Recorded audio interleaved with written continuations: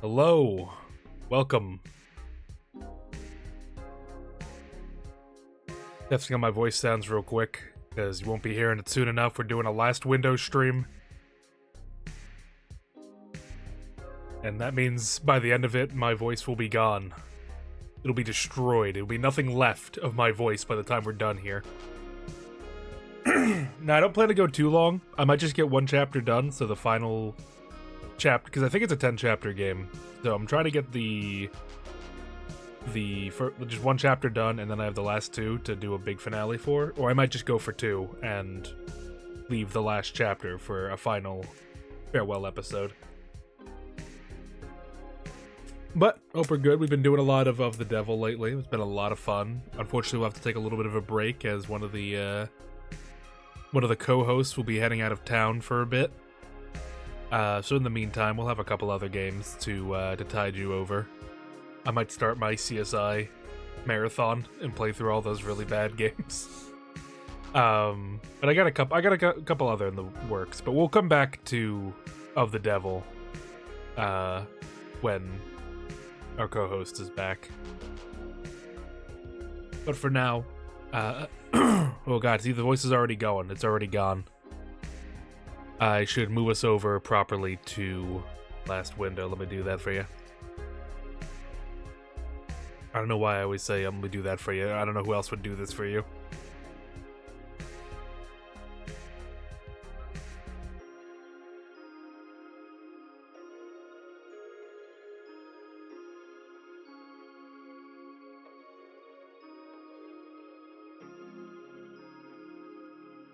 Oh, hold on one second.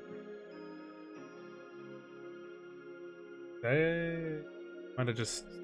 Sorry, technical difficulties. Enjoy the music real quick. I think I might have just loaded the wrong save, is all.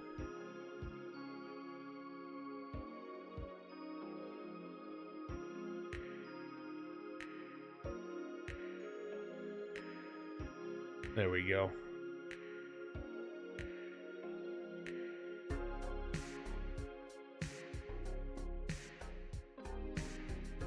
Yeah, we're fine, we're fine. I got worried there for a second, I'm not gonna lie. I thought I broke it, but... There we go.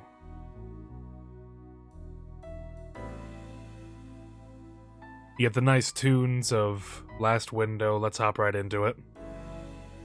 Thursday morning, December 25th. Waking up doesn't feel so bad this time. I can still feel some drink from last night sloshing around in my stomach. But as I drag myself out of bed and feel a draft of cool air, I soon feel better, like I can actually face the day. I open the blinds and stare out my window. The rain that was pouring down during the night must have stopped sometime this morning. The sunlight beyond the window is dazzling as it reflects off the leftover droplets of water.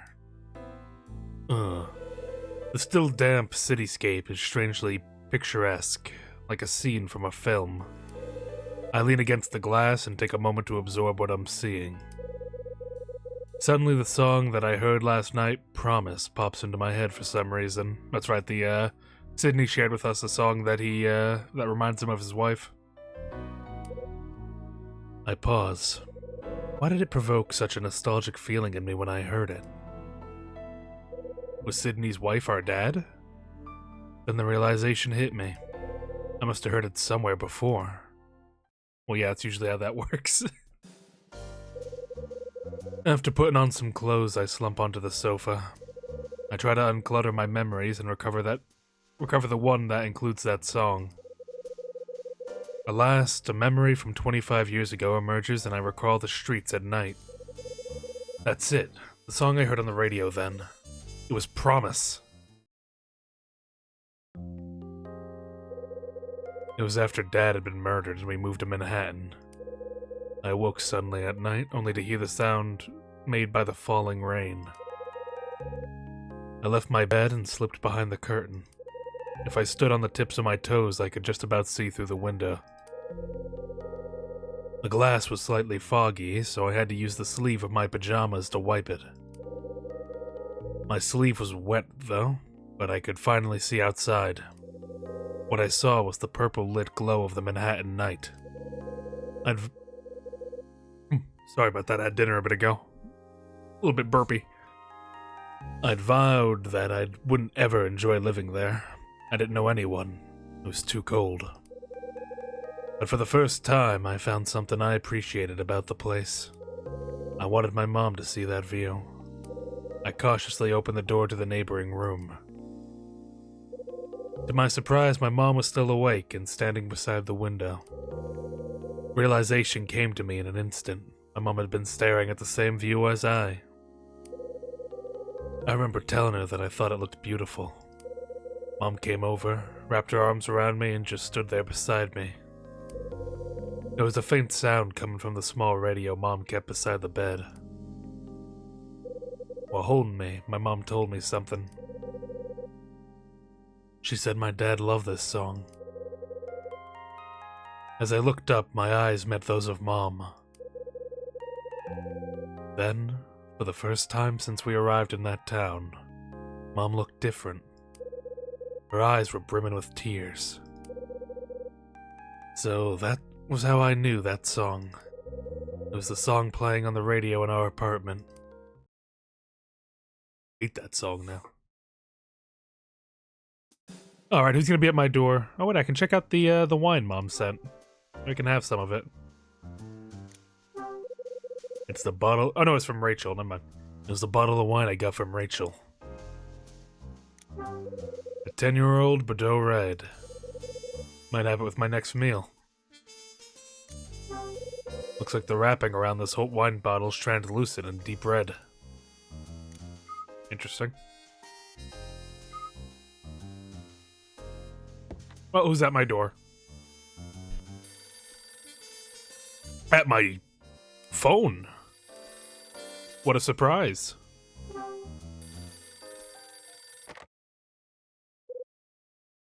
Hello? Hey, Ma. I see you're home. Yep, no change there. What's on your mind? Nothing really. I just thought you'd be out.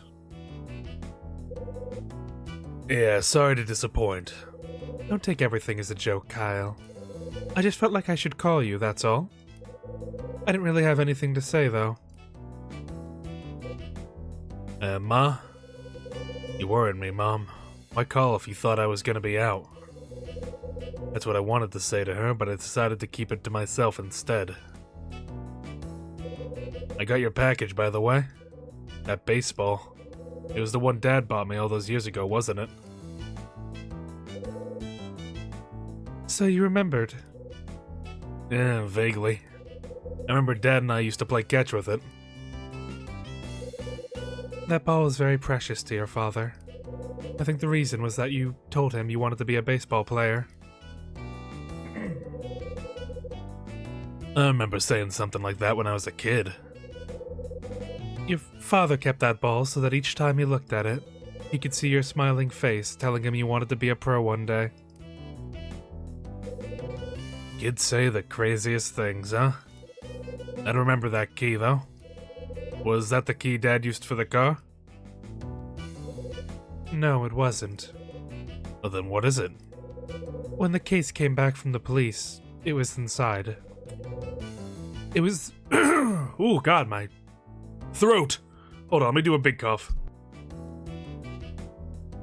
Oh, I'm dying. I'm all congested.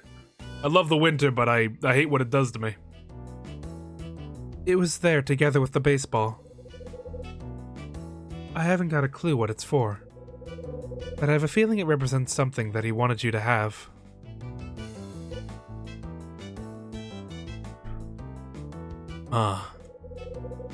There's something I've been meaning to ask for a while now, and I think now's the time. What is it? What do you want to ask me? Why'd you ever get with a guy like Dad? What? He was in a less than respectable career, so why did you agree to marry him? Well, I fell in love, that's why. I fell in love with him and never wanted to be apart. The first time, he also had a crazy hog. I'm talking massive. I'm talking bigger than the phone we're holding. Dude had schmeat for miles. First time I met him was at the hospital where I worked. I was the one in charge of tending to the wounds he came in with. That was a classic case of patient and nurse falling in love. Yes, I suppose it was. When I met him, he was a total stranger. But I did know one thing. I knew that he was bearing a secret of some kind, and that if it ever came out, I wouldn't be able to stay with him. That's why I was prepared to be content without knowing. When did you find out what his secret was? About 2 years after you'd been born. He came clean about precisely what he did for a living. You mean he told you about the safe cracking? Yes. But once you knew, didn't you try to stop him? Kyle. Well, maybe if you had, we wouldn't have to live off the money he earned by ripping people off. And he wouldn't have wound up dead 7 years later. It's not like that, Kyle. Well, then what is it like? After you were born, your father, he wanted to make a clean break and give up that line of work. But his associates weren't happy with his decision. And So he just kept on cracking safes. How can you just forgive him like that? Kyle. After hearing me shout down the phone at her, Mom drifts into a strange silence. Maybe it's because this was the first time we've ever openly discussed Dad. I'm starting to regret bringing up the subject in the first place.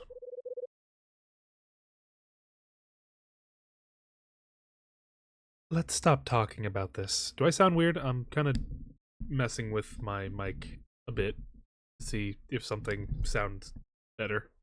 Oh no, hold on. Come on. Work with me here.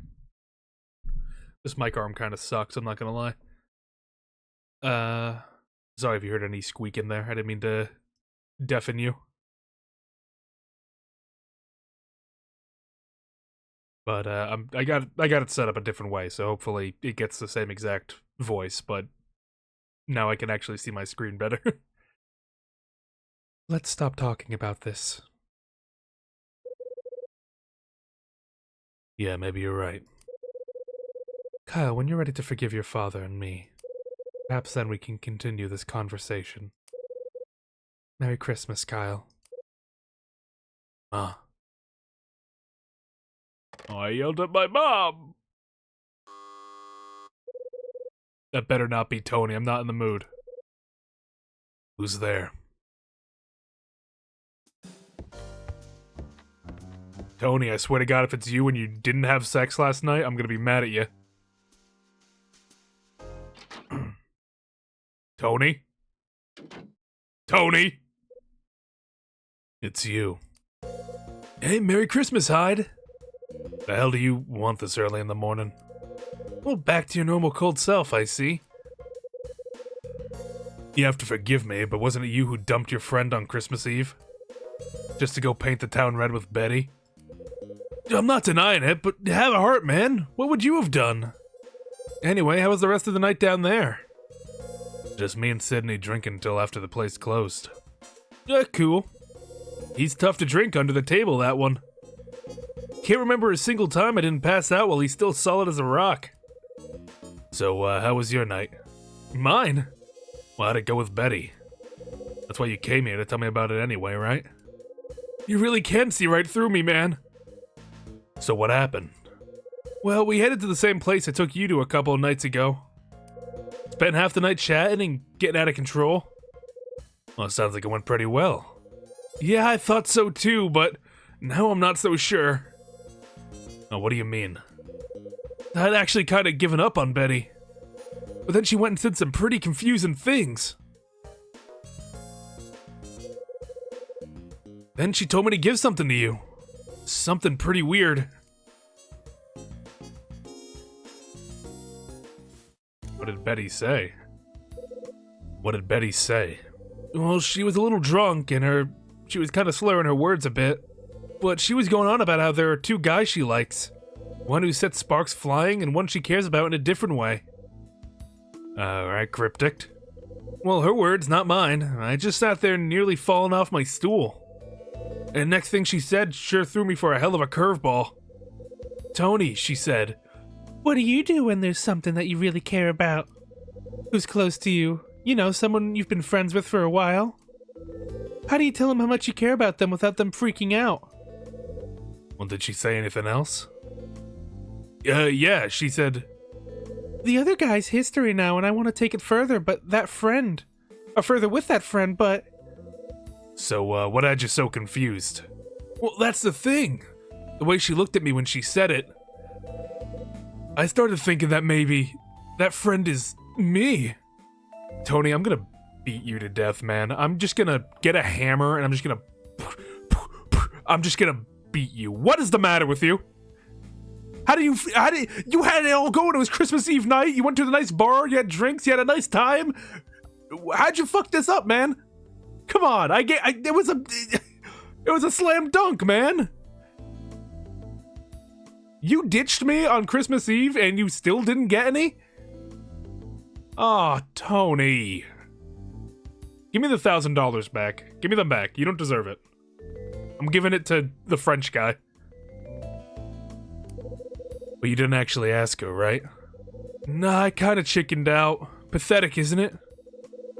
Maybe you're wrong. Maybe you're right, but for now, you should stick to the belief that she was talking about you and try to become that person to her. Only way to be sure, right? You're not getting another good opportunity like that. You kidding me? You leave a girl hanging like that on Christmas Eve, you're done. You're beat. Like, she gave you the, like, hey, I like you, and you said, okay, I get... No, you're done. You're dead to me, Tony, and you're dead to her. I guess so. You know what? Maybe it is me. Yeah, who knows? I mean, look at you. You can't get her out of your head. Well, ain't that the truth? Alright, what'd she give you? You colossal fuck-up. What did she ask you to look after? This? It's some sort of notebook. Notebook? Well, she said it belongs to Rex, but he left it behind. Oh, okay, well, at least one of us is scoring tonight.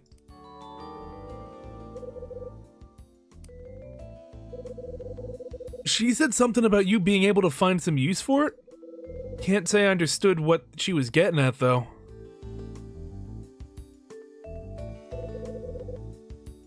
Right. I'm gonna go back to my room now. Yeah, you go back to your room. Get out of my face. Oh, God. Tony! Tony. How many times do we have to go through this with you? Tony leaves my room. What's Rex keeping written down in his notebook? I think it's time I found out. What if it's beautiful, muscular pictures of me, Kyle Hyde? It's pictures of me and him kissing. Let's see here. I open Rex's notebook. Inside, there's something written in it. It reads... Condor, 1967. Condor disappeared. Jack Green disappeared. Jack Green? Who the hell's he?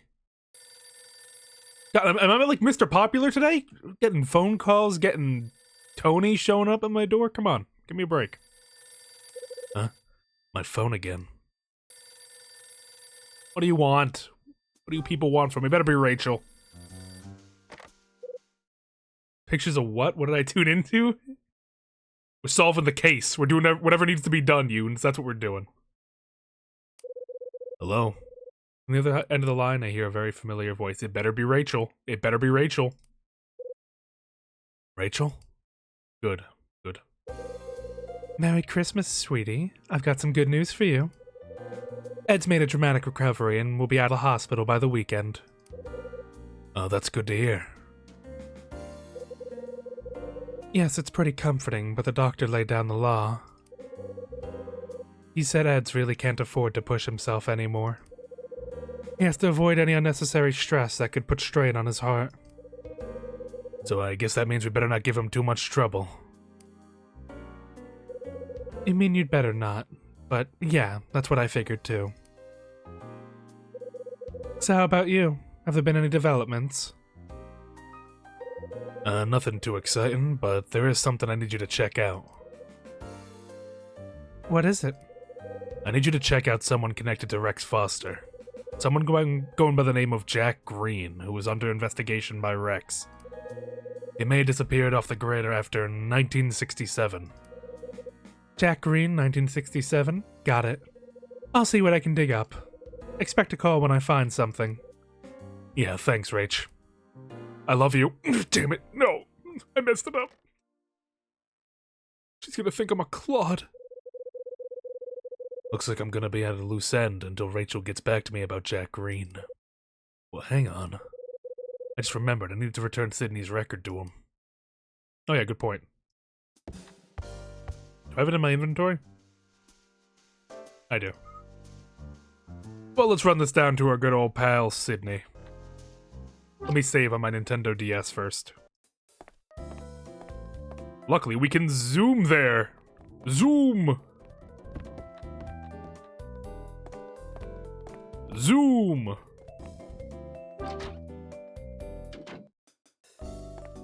Hey, Sydney, how you doing? How's my favorite bartender doing? Hey, Sydney, Merry Christmas. Merry Christmas, Mr. Hyde. Thanks again for last night. It was a refreshing change of pace. Well, I enjoyed myself, too. I think last night's gonna be a Christmas Eve I'll be sure to remember. Yeah, you and me both. Would you care for anything to eat? No, I'm good. Just came to return that record you loaned me. Oh, that was my notebook. Hold on. Hey, what are you writing there, huh?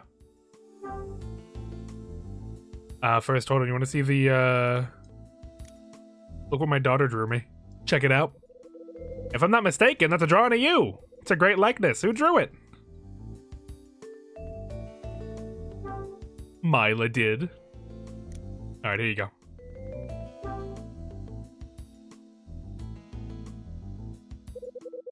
I hand Sydney back his record. Thanks for that. Did you listen to it? Yeah, I took it home and listened to it all night. Is that so?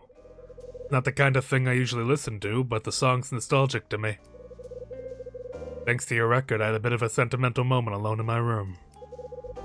It does you good to come out of yourself from time to time. Yeah, I think it does. Oh no. Actually, Hyde, there was something I wanted to talk to you about. Yeah? Actually, Yeah, what is it? Come on, just come out and say it. I wanted to ask your help with something. It's about Claire. Something happened to her? Well, she's been acting funny ever since she got home last night. She hasn't said a word to me all morning. However many times I ask her, she won't say a thing. I'm at the end of my tether. So what do you want me to do about it? I want you to find out what the problem is. Would you mind speaking to her on my behalf? Well, sometimes when I look at her, all I see is a naive young girl. If you agree to speak to her, you'll find her cleaning the billiards room. I'm counting on you, Mr. Hyde. You want me to talk to your daughter for you? I mean, alright. I'll be a dad for you, no problem. Hey, Claire, wait, hold on, what are you doing? Oh, you're playing. Okay, hey, what's up? You beat me last time. I want vengeance. Claire? I'm sorry, but I'm busy with cleaning at the moment.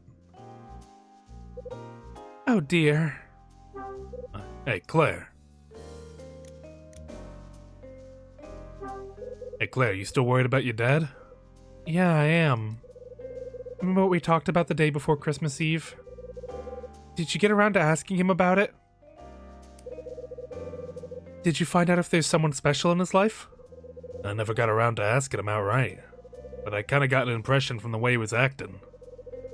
So what you're trying to tell me is that you didn't ask him, right? I'm not interested in maybes, I need to know for sure. Oh, Claire. After all, this could be the last chance. What? What are you talking about? I knew it, I just knew it. I had a feeling all along that he wouldn't keep his promise. What? What are you talking about? Hold on, you want to see what my daughter drew for me? Wow, it looks just like you, Mr. Hyde. So you brought that smile back on your face. Oh, now you're sad. Never mind. Hold on. Last chance for what, Claire? The last chance for him and Mom to get back together. Oh, Claire. Come on, you're old enough to know that ain't gonna work out well. Come on, Claire. They divorced and everything. They've been a while apart for a good bit. I don't know about this one, Claire. If Dad doesn't step in and do something right away, it'll be too late. Mom's gonna move to Boston. That's what I mean when I say it's his last chance. So you're holding out hope for your folks to give it a second try, is that it? That's right. I want them to get back together more than anything. I've been wishing for it for ages now. I see. That's where I was last night, Mr. Hyde, with Mom. That's when she told me about her plans to leave for Boston. I asked her straight if she'd give Dad a second chance and try to start over. But this is how she responded. She said that she still loved him even now, but that she couldn't return to Lucky's Cafe. Well, sure, it has good memories for her, but it also has some bad ones, too. She was scared that returning here would bring back bad ones, and she couldn't stand it. What kind of bad memories? Memories about Dad's loans. She told me all about it. After they fell out, business started to decline at the cafe. Mom hated the idea of borrowing money off a certain person, but Dad did it anyway. That's what eventually led to them breaking up.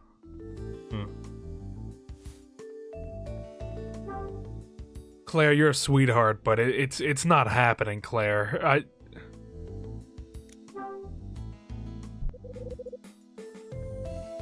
Claire, what promise was that? I don't know why I read it like that.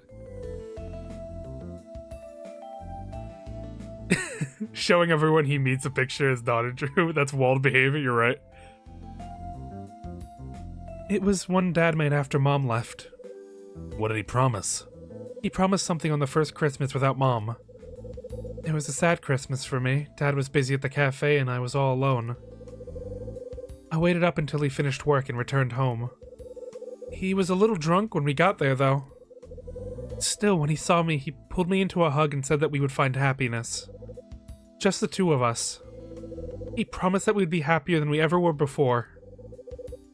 Happier than you'd ever been before, huh? He forced himself into a smile at the time, but I knew the truth.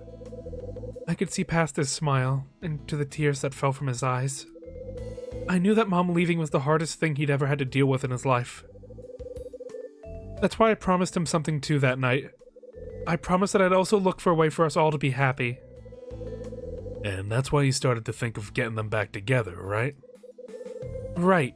That's all I've thought about since. But I don't know what Dad's thinking anymore. Who was the person he borrowed from? It was Miss Patrice. Mags? That's what I heard. He got the money he needed from her. Mom's never been able to forgive him for that. And you knew about this. I mean, Miss Patrice seems like a nice lady. Wonder why she took issue with it. No idea. I never heard about it until last night. This is the last thing Mom told me last night. She said Dad still hadn't repaid all the money he borrowed. Who was I trying to kid? Dreaming that Mom and Dad could be back together and we'd all live happily ever after? I certainly let my imagination get the better of me, didn't I? I should have known it was never gonna happen. I was stupid to even think it could. Claire, as we get older, we learn to become more accepting of each other's shortcomings. I'm sure your folks are no different either. So if they really still love each other enough to put that whole ordeal in the past, well, who's to say that your dream won't come true after all? That's nice of you to say, Kyle, but come on, man. Come on.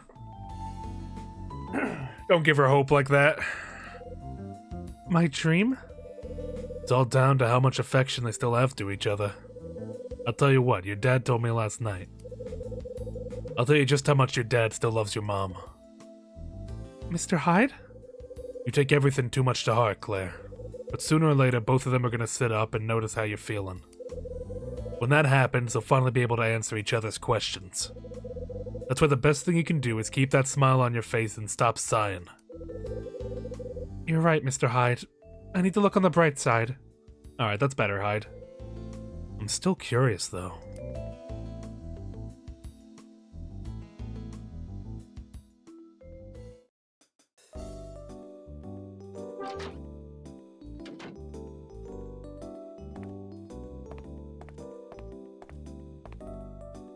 Sydney, let's talk. You and me, buddy. Hey, Sydney. How'd it go, Mr. Hyde? Did you manage to find out what's been troubling Claire? I asked her, alright, but she's got some serious worries on her mind. She's worried about love. About what? I feared it might be something like that. I should have known something was up when she left at that late hour last night.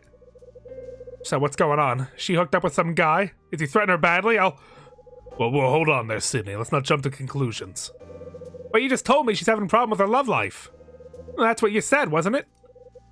Not really, no. Got nothing to do with her love life. She's worried about her mom and you. Her mom and me? It was her mom she met up with the last night. You know what she was hoping? She's hoping that you and her mom will give it another try. So that's what it's all about. Also, there's something I need to ask you. What is it? Tell me about your crippling debt, my man. Tell me all about that. What's happening with the loan from Mags? How on earth did you find out about that, Mr. Hyde? Claire let me in on it, and it was her mom who told her. I see. Well, it all goes back to when we needed money to get this place up and running. Miss Patrice was kind enough to give us what we needed. It all stems from me knowing her late husband. Ooh.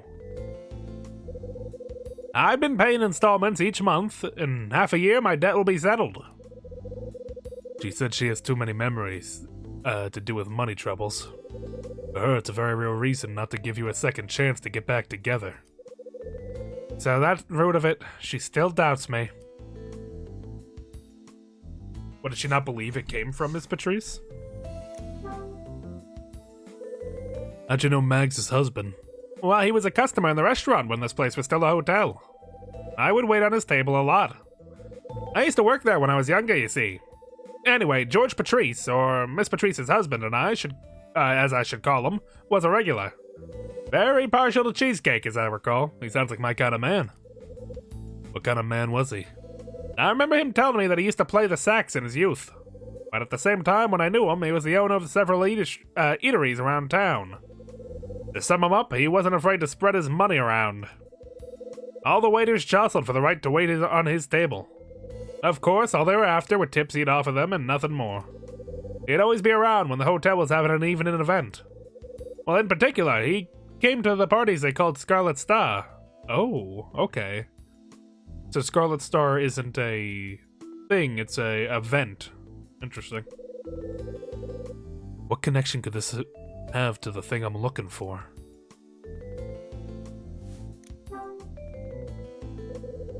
What is Claire's mom doubt about you? She thinks there's something between me and Miss Patrice. She does? Well, it was just something my wife was worried about. You see, when Miss Patrice was standing trial, I believed that she was innocent. Back up. Pump the brakes. On trial? When was Miss Patrice on trial? Was she on trial for killing her husband? What'd she go to trial for? This is the first we're hearing about this. My wife was convinced she was guilty.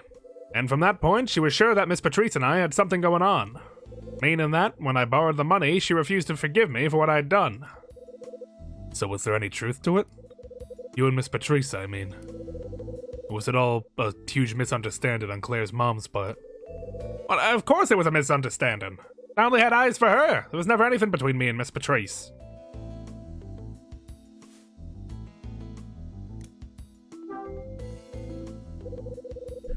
There were parties called Scarlet Star. Well, yeah, they were. Every month, Hotel Cape West would hold a party on a date with a number 6 on it. Those parties would be called Scarlet Star. How'd they earn that name, though? I couldn't tell you. I haven't got the faintest idea, I'm afraid. Other parties that were held there had similar names, like Gold Star, Silver Star. Those were held on dates with numbers 3 or 9. What kind of parties were they? Well, just run-of-the-mill affairs, really. You know the type with food and drinks and a live band and a dance floor. I was there on a number of occasions when they were all pretty similar. Huh. Sydney, when did Mag stand trial? Well, let's just forget about that, shall we? Sydney.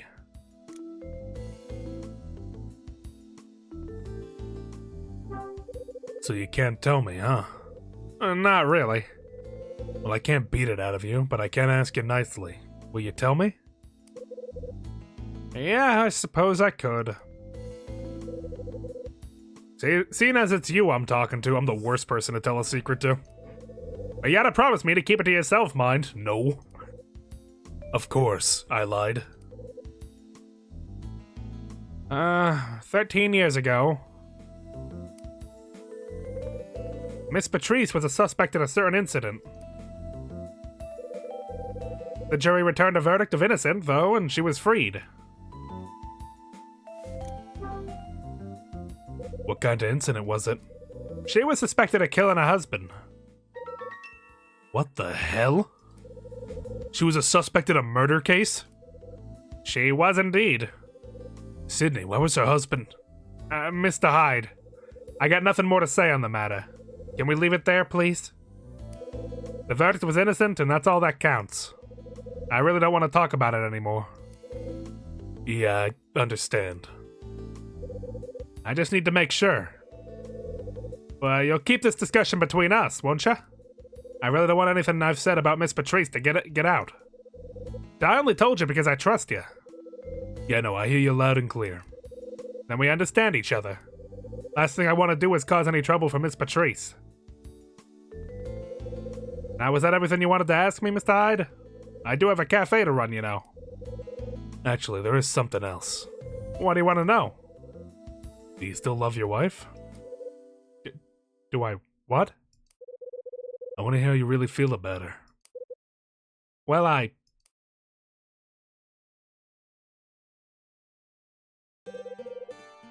love her. No denying that. I just haven't got the confidence to tell her. You tell her you love her? Well, not exactly, just tell her that I want to give us another try. You understand what I'm saying, don't you, Mr. Hyde? Even when two people really love each other, it doesn't guarantee it'll work out. The real reason we separated was to do with me. When I think about how it happened now, I can see exactly why she walked out. If only I could have seen things the way I see them now. I tried to console myself by making her the villain and branding her as heartless. But the truth is, I was a fool. Worst thing is that it took losing my wife for me to notice how she was feeling. That's why I'm afraid.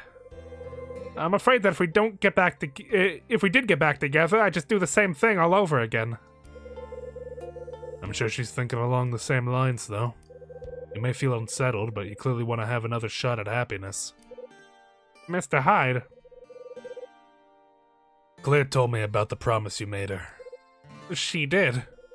She told me about the first Christmas you spent without your wife. And when you told her that you'd find happiness again together. She'd been thinking about that ever since. Well, her idea of happiness is having her family back and all living together. Mr. Hyde. You know, it ain't my place to dictate to you how your family should be. But I'll tell you this for free. There aren't many families that can get back together. Most of them who tried, fail. Ain't that a fact? A sad but true one. Okay, I need to be somewhere. Yeah, I really thought he was gonna say go for it. He just straight up said, hey, listen, when they try to do this, it does not work out, my man. But I know he meant it in an encouraging way. He's not saying it to discourage.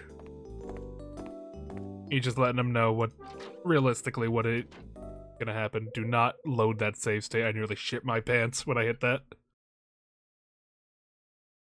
Something that Sydney said has got me thinking. He said that there was a person who always attended the Scarlet Star parties. I think I need to find out a little bit more about that person. Oh, Miss Patrice! Tell me about your dead husband. Margaret.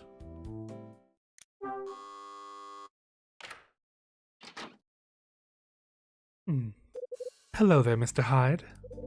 Hey, Miss Patrice, you wouldn't by any chance have any free time at the moment, would you?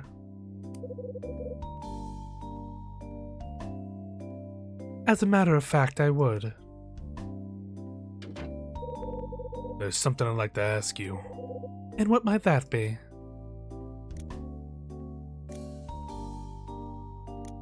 Oh god, these are both really bad openers. I don't know which one's a better opener. I gotta save it. I feel like she doesn't want to talk about either of these. Probably husband is better, I would assume, than, hey, tell me about your court case. I'd like to hear about your husband. Why would you want to know about him? When we last spoke, you told me a little bit about your late husband. You said he enjoyed jazz music and even used to play the saxophone. That's right. I must confess, I'm into jazz music too. Often listen to it in my room. Best kind of jazz always features a saxophone, don't you think? Well, if you say so. So once I heard that your late husband played it, I instantly became interested. Would you be so kind as to tell me a little bit more about him? Why, certainly, since you asked so nicely. Please, come inside. Booyah. I bet I would have gotten a bad ending if I pushed the... Tell me about your court case. Miss Patrice, your husband played the tenor saxophone, didn't he? That's right. Well, when did he start? As a pro, I mean. Well, he was already part of an established band at the age of 20. Oh, so he must have studied how to play it somewhere, you know where? He told me he taught himself how to play. And that he was into jazz from the moment he was born. What kind of person was he? He was a real gentleman, both masculine and invigorating at the same time. Hung. These qualities guaranteed him with a hit with the ladies. When did he throw in the towel and stop playing? I'm sorry? Well, he went on. He went on to run several eateries around town, didn't he? And he was a regular guest at the hotel restaurant here too, right? Who told you that, Mr. Hyde?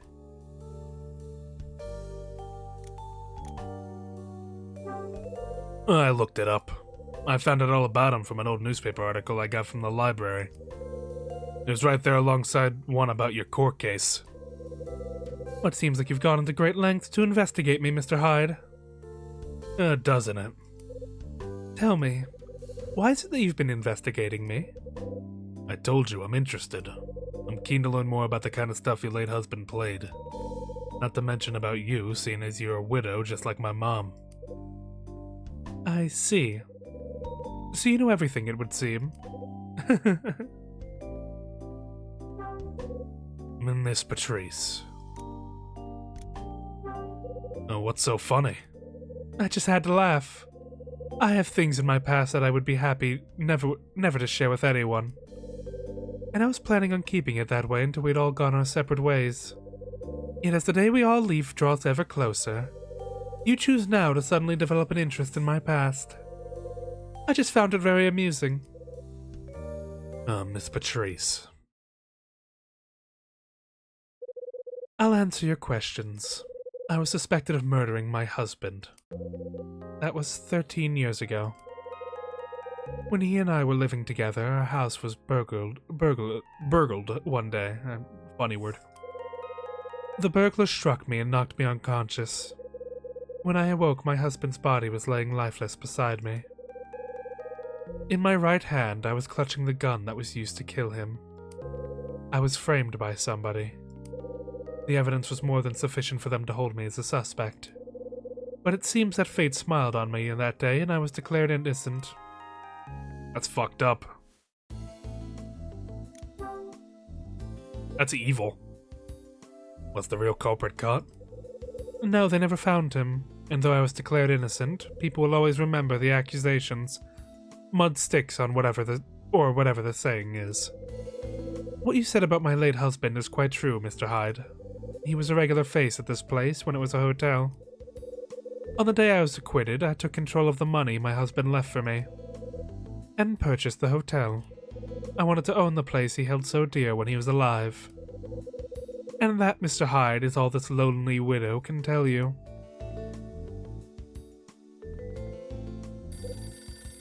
Huh? That appears to be the phone. Would you mind waiting here for me, Mr. Hyde?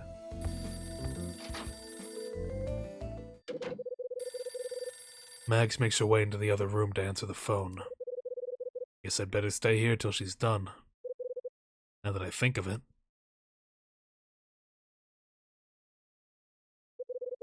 I'm sure there's a photo of her husband around here. Good call? Good comms?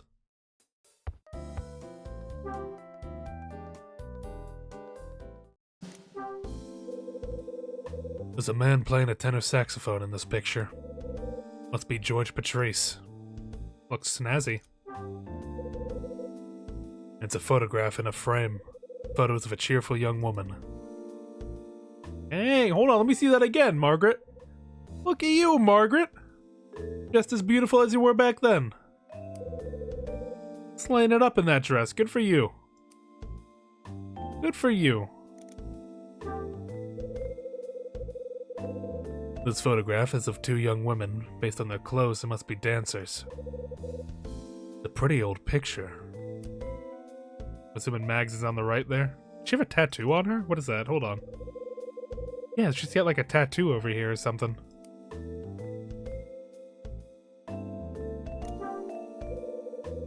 Man, look at that dude! This is a... Okay, we saw a picture with her with the necklace, so we do have a confirmed photo of her. This picture has the signatures of George and Margaret on it. This must be a picture when Mags was younger. She's wearing a very uniquely designed necklace. Hmm? The door to the room opens and Mags walks in. I'd be concerned if it wasn't Mags. I'm sorry to have kept you waiting, Mr. Hyde. It's no problem. I took the liberty of looking at the pictures on the shelf. Oh, those old things.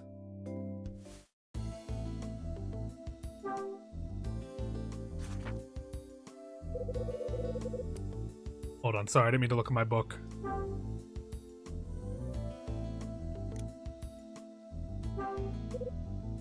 About this.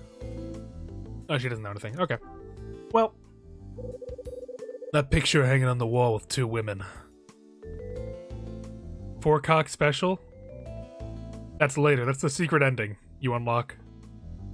That picture hanging on the wall with two women. Is one of them you? You're absolutely right. Can you tell, though, Mr. Hyde? Tell which one of them is me? You're the one on the right. You're the one on the right. I am indeed. Well done. Who's the woman in the shot with you? She was a dear friend of mine. The victim, I'm assuming, of the 25-year-old case. A fellow dancer. Oh no, I guess she wouldn't be, the victim wouldn't be a dancer. It'd be the owner of the hotel's wife. I doubt she'd be dancing. I don't know, maybe she was. A dancer? Yes, it may be hard to believe now, but I was a dancer once.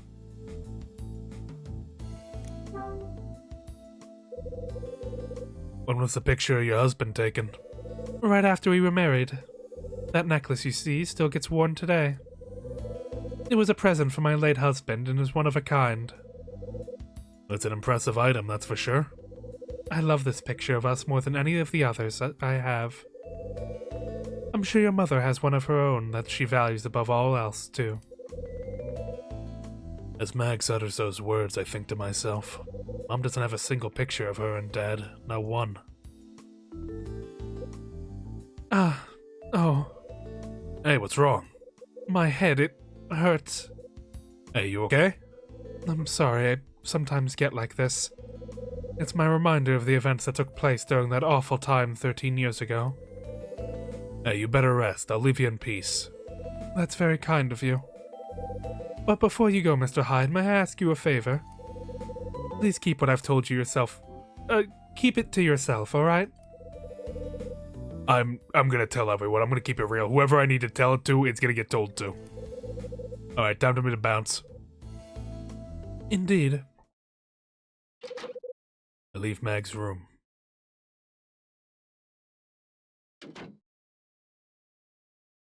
Mags. Seems she had a somewhat colorful life. Mr. Hyde? Is it Smelvin? Huh? Oh, I had to do it to him. Hey, Dylan. Can I speak to you? What? You went to Miss Patrice's room, didn't you?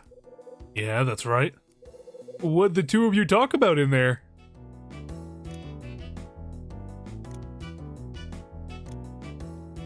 I'm not telling you.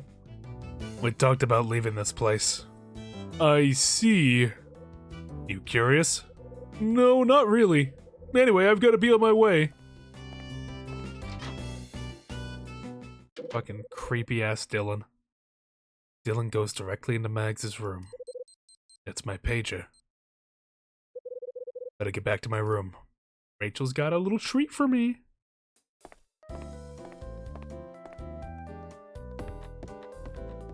Rachel, my dear. I'm on my way. I'm going to Zoom.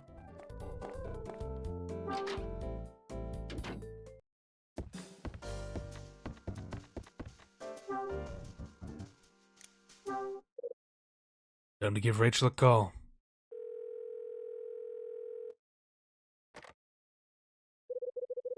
Red Crown, how may I help you? Hey, it's Kyle. I've got some information for you on Jack Green. What'd you find out? Well, his name appeared in 1967 obituaries. It said that Jack Green was a 30-year-old reporter. Died in a car accident due to major internal complications and blood loss. Okay, that could be related to, what's-her-face? Lady Car Crash, that had two of her brothers, or, like, had a brother die in a car crash and then her husband died in a car crash. A car accident? Did you see who he reported for? I did. It was Los Angeles Beat, the same place as Rex Foster. Were the two closely connected? Yeah, they were. They spent 3 years working together in the editorial department. And what's more interesting is when Rex Foster quit his job, he quit just 3 weeks after Jack Green's death. After that, things really get strange. In what way? Turns out that Jack Green's final article was about the organized crime group Condor. The title was, unsurprisingly, The Truth Behind Condor. It was actually the first part of a series, but Green ended up dying.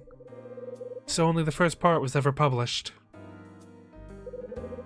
I really need to get a closer look at the article, Rachel. Understood. I'll see if I can get a hold of a copy for you. I'm counting on you. There's something else that stood out too. It's about the area that accident happened in. The location was along Route 971. I knew there was something familiar about the place, so I looked it up. It happened on a road between the Los Angeles Beat Company building and Hotel Cape West. Seems to be a lot of factors that suggest this was more than a coincidence. You're right. Lastly, I've got a message for you from Ed. Oh, he left a message for me, did he?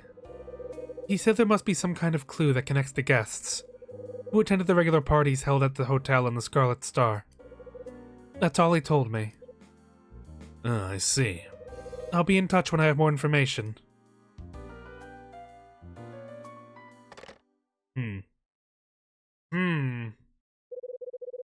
Jack Green died 13 years ago. He was writing an article about Condor. Also, the message I received from Ed.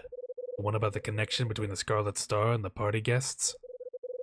Now that I think about it, Sydney said something too.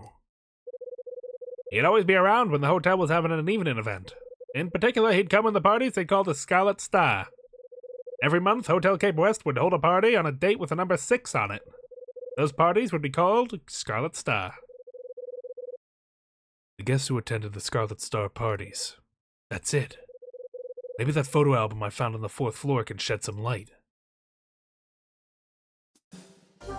Oops.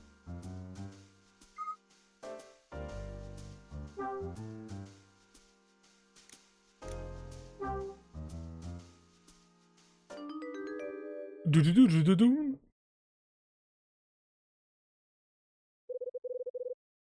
Now what am I looking for? Well, hello there, red dress. Hey, I know that necklace. Of course. That's the necklace Mags always has hanging around her neck. Which means this woman, it's Mags Patrice. That's her friend, Miss Red Dress. Just as I thought. Mags is in the picture of the Scarlet Star party. Looks like she just earned herself another chat with me.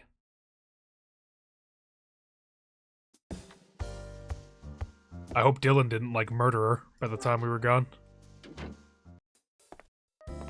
Zoom! Who is it? Oh, it's the French guy. Hey. My lord. Looks like somebody didn't want to be seen, am I right? It is nothing. You didn't hand back the spare key to 205 like you said you would, huh? That is right, I didn't. What were you doing in there, Charles? That would be... Quit stalling and spit it out. What's the matter? Did I get you up to no good or something? Anyway, get back inside. We got stuff to discuss. Dude, Kyle's got such an aura that he just told someone to get back in an abandoned room to interrogate him. Hey, Charles.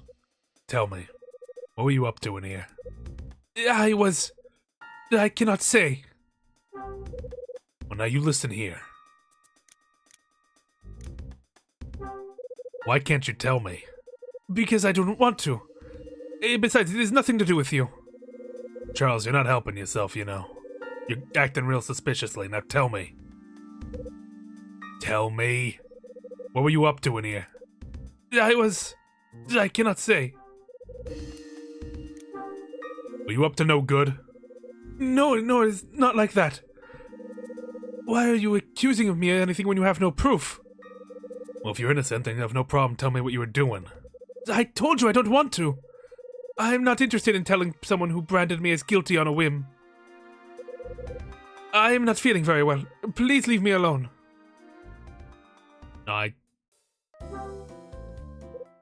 Charles. Did I miss my chance? Hold on. We'll get him this time. Don't worry. I'm not letting him get away with that. We're gonna have this twink obliterated. Don't you worry.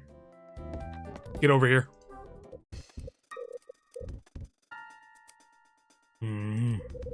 Okay, here goes. I am just a little shaken up. I was doing something I didn't want other people to know about. I'm embarrassed that you found me, Mr. Hyde. What don't you want other people to know? I don't want them to know that I am working on a script in here. A script for what? It's a screenplay for a movie, actually. I plan to enter into a screenplay competition. A screenplay, huh? And you're writing it in here? Why can't you do it in your own room? Oh, don't ask me that. I come in here to do it because I want to make it authentic.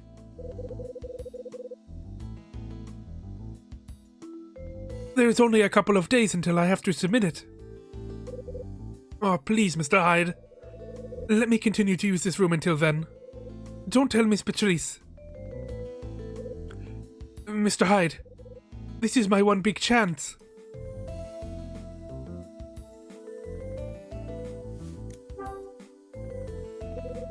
What do you mean by more authentic?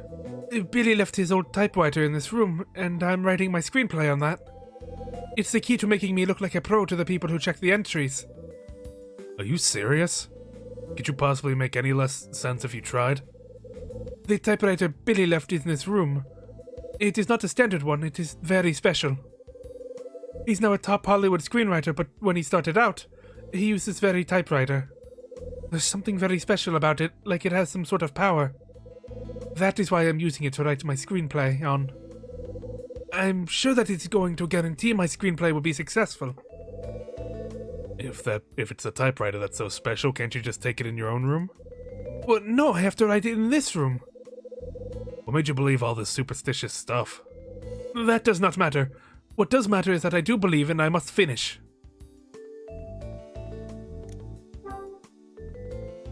Why is it your one big chance? Because if the screenplay doesn't make me successful, I'm going to have to leave university and return to France. Oh my god, we have to save him! No! Charles, we can't let you go back there! Is that so? I made a promise to my grandfather. If I cannot make a name for myself during my year here, I have to return home. That's a heck of a bargain you gave him. Then I'll have to take over the family business. The family business. Does that sound strange to you, Mr. Hyde?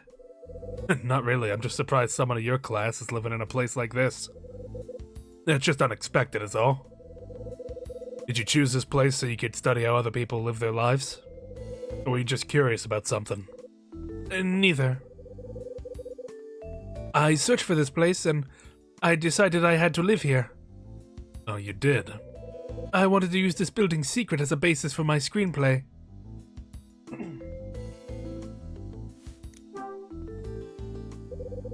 What do you mean by secret, Charles? Well, Mr. Hyde, you know that there was an incident here, right? You know, back when it was a hotel. Did everyone know about this but me? What kind of incident was it? A murder. When this place was still a hotel 13 years ago, somebody was murdered here. So he knows about the murder of Kathy McGrath. How come you know about it? I heard this story from my grandfather before coming to study here. He visited LA on a number of occasions in the past on business. He even stayed here a few times. He knew that on the final day of the building functioning as a hotel, somebody was killed. I was in awe of what he told me. When I came to LA, I investigated the place that was once a hotel, and discovered that not only was it now an apartment building, but also that the murder case had never been solved.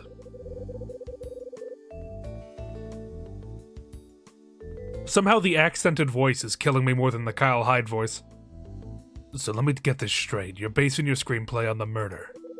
And that's the reason you chose to stay here. Yeah, precisely. I see. Hey, Charles, as this means a lot to you and it's your big chance and all, I'm gonna keep your coming in here a secret. Thank you, Mr. Hyde. I'm sure that this is going to become a wonderful story. The title is Door to the Past. It's about a murder inside a closed-down hotel. The murderer is a member of the hotel front desk staff. He conceals the evidence on the 4th floor of the hotel. I've been using Mr. White from room 306 as my basis for the killer. Something about him fits the profile of a killer, don't you think? Well, I'm sure he'd be thrilled to hear that. I suppose I won't know unless I ask him. Perhaps I can add you to this story, too. There's still room for an accomplice. Don't even think about it. Oh, come on, it will be fun. Besides, I know that you have been up to. And what's that supposed to mean? I know that you sometimes go up and have a look around the 4th floor. You're just like the bad guy in my story. What? Don't worry, though. You're not the only person who likes looking up around there. I've been up there a lot of times, too. What the hell for? Well, I started going up there a while back when I was looking for inspiration to my story. I took an 8mm camera with me and did some filming, too. I caught something really interesting when I was up there. Oh yeah? What'd you tape? I'm sure you would like me to tell you, so I'll make you a deal. If you tell me what you were looking for when you went up there, I'll show you the film. Oh, you got yourself a deal. Now show me the film.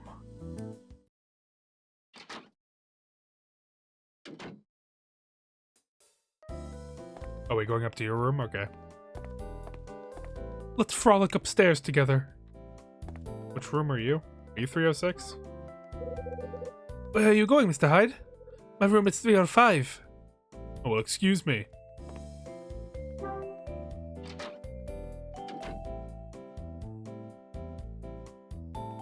Wow, look at this room.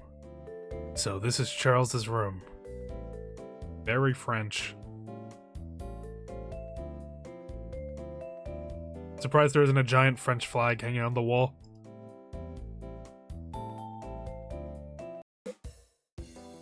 Hey, Charles. Show me the 8mm film you took on the 4th floor. I will, but do not forget your promise. You have to tell me what you're looking for when you go there. Hey, same as you. I do not understand. I'm investigating an incident that happened here quite a while ago. That's why I've been spending time up on the 4th floor. The incident you are talking about, Mr. Hyde? When did you find out about it? I got wind of it not too long ago. Just after I found out we'd been leaving this place. I learned that something terrible happened here in the past. I mean, would you believe it? Just days before we had all been out of here. I get caught up in an ancient case I know nothing about. So there you go. The reason why I've been going up to the 4th floor. That is quite interesting, but there's one thing I'd like to ask of you. Come on, I haven't got all day, you know that, kid. Why are you so keen on finding out so much about an old case? I mean, I'm interested in because I want to use it for the basis for my story. But what about you, Mr. Hyde? I've always been the kind of person who enjoys solving problems. I used to be a detective, after all. You did? Were you really a detective? Yeah, I was, up until 4 years ago anyway. Guess the reason I'm so keen on this case has something to do with my detective instincts. So you're a detective salesman? I had no idea you were such an interesting person. If you do not mind, I'd like to hear more about your past next time. Now listen, kid, I don't care if you find me interested or not. My past is nothing special. You should stick to the unsolved case that happened here instead. Now show me the film you took to Charles.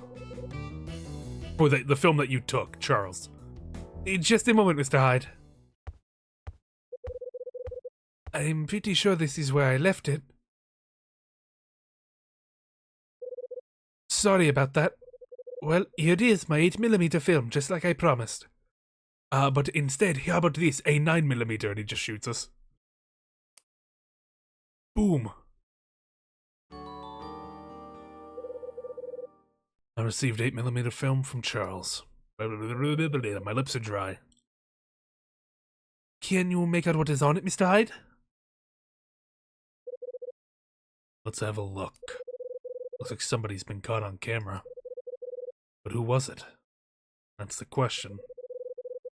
By the looks of that watch they're wearing, it seems to be a man. But I wonder who it could be. It's a shame this film doesn't show us their identity. Who'd be up there on the 4th floor so late at night anyway? I'd really like to know who they were and what they were doing. Hey, you and me both, kid. Judging from their build and the kind of clothes they've got, I'm sure it's a guy.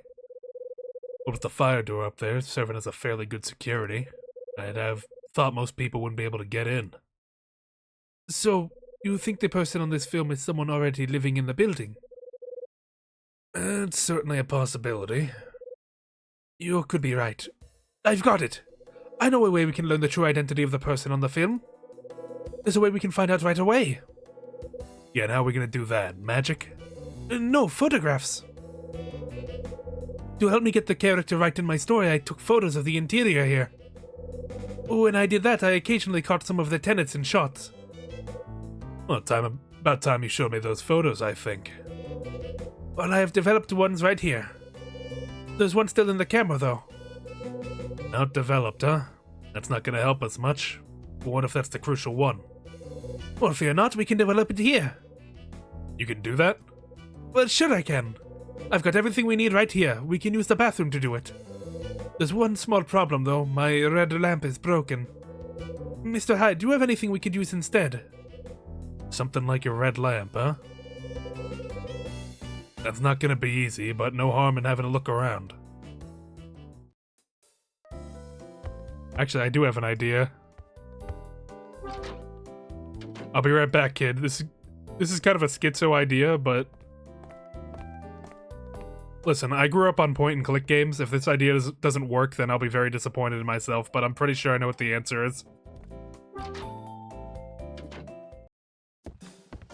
I need to get you, don't I?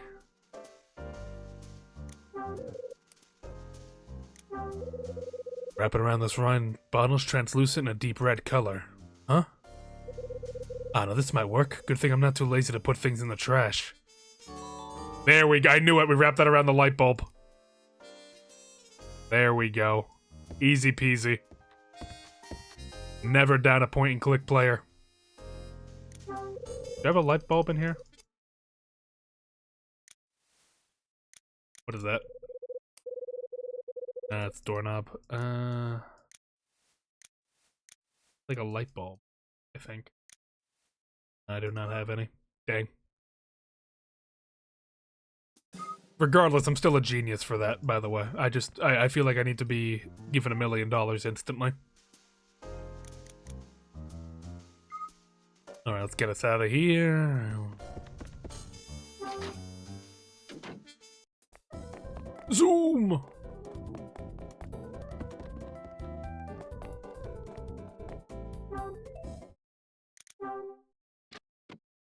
I return, Frenchman.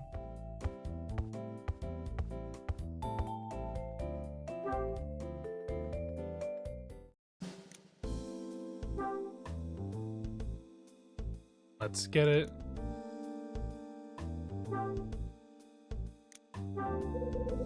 I cover the lamp with red wrapping. Look at me! Look at me! I'm better! I'm so much better. That looks like it'll do the trick. I like how it's red on this side now, too. Time to let Charles see my handiwork. Okay, it looks like we are all set to get started. Now that we've got the right kind of light, we can begin to develop the photos. Charles, let me do it. Well, sure, if you'd like, but have you ever done this before? No, not even once. Well, then maybe you should let somebody who knows what they're doing take care of it? But then again, if you really want to try, oh, alright. I suppose I could talk you through it. You'll find the freshly printed film on the workbench next to the toilet. Place it into the liquid-filled tray and move it around until the image appears. When you're happy the image is clear enough, remove it from the tray. I like how Kyle's willing to get rid of, like, case-breaking evidence just because he wants to personally do it. I love this guy. It's very important you give the paper adequate time in the liquid. Not too much, though. The timing for taking the photo out is critical. Oh, come on, kid. It's not rocket science, is it? Oh, I'm super red. There's a workbench with stuff for developing photos on it. Gimme. This must be the freshly printed film. Alright, let's take it. Put that in. And we gotta, like, switch it around gently.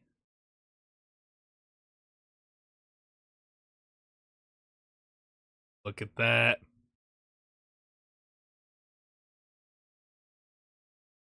That's a crisp photo. No. No, take it out. Take it out. It will let me remove it. No, that's not my fault. It wouldn't let me remove it. Reload the save. No, we got it this time. We're fine. Put it in.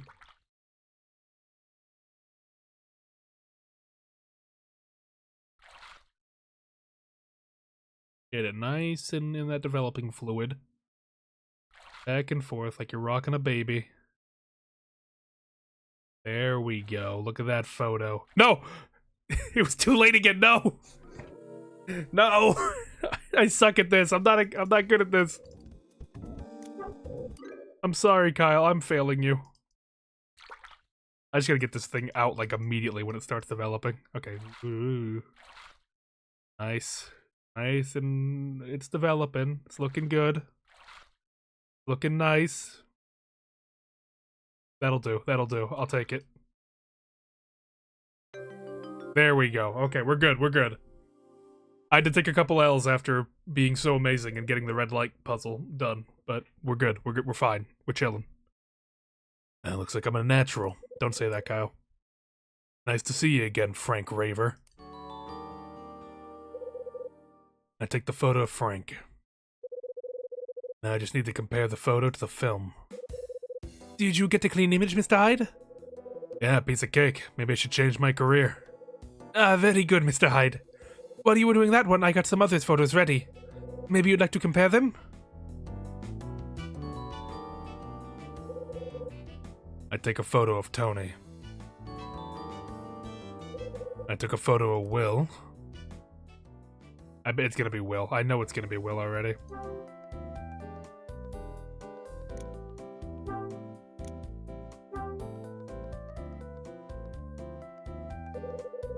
Time to compare the photo with the 8mm film. I remember him mentioning his watch.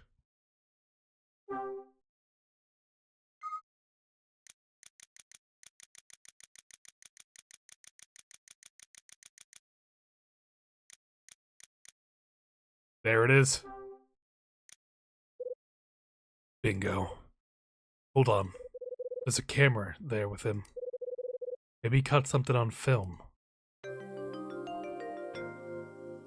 Got you, Will. Gotcha. Well, that settles it. The person on the film was none other than Will White. I had to figure out what the hell he was doing up there on the 4th floor. Mr. Hyde, how did it go? I know who the person in the film was. Turns out our mystery star was Will White. Really? Interesting. What do you think he was doing up there, though? I'm afraid I haven't cracked that part yet. Well, I would go ask him, but... I doubt he'd tell you, even if you asked nicely. I'll get to the bottom of this, don't you worry. Okay, I'll leave it to you. Guess I won't be needing this film anymore. Might as well return it. Thanks for showing this to me, Charles. I've got to bounce. Okay.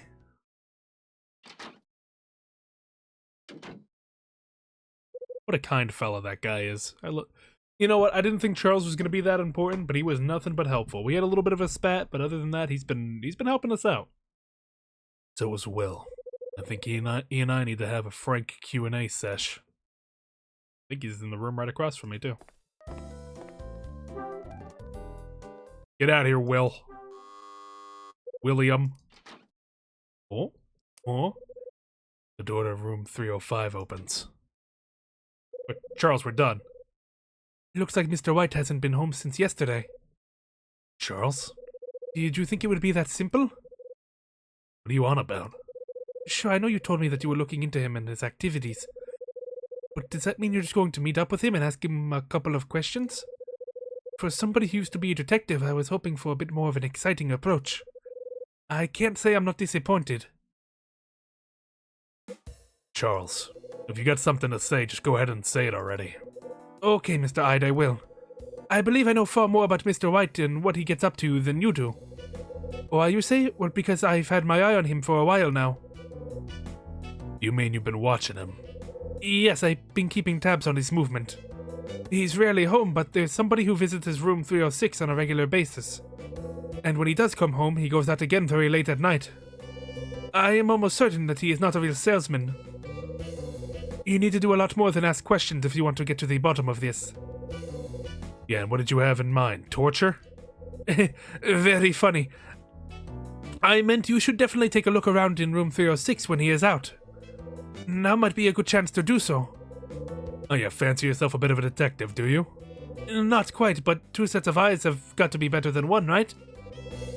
I suppose you got a way to get into a locked room too, have you? Well, that's easy. We can just use some wire to pick the lock. Now, way to go, Charles. Outstanding. Maybe a brief stint in jail will help you add authenticity to your story too. Well, we won't get caught. Trust me. Charles is ride or die immediately. Charles, stop.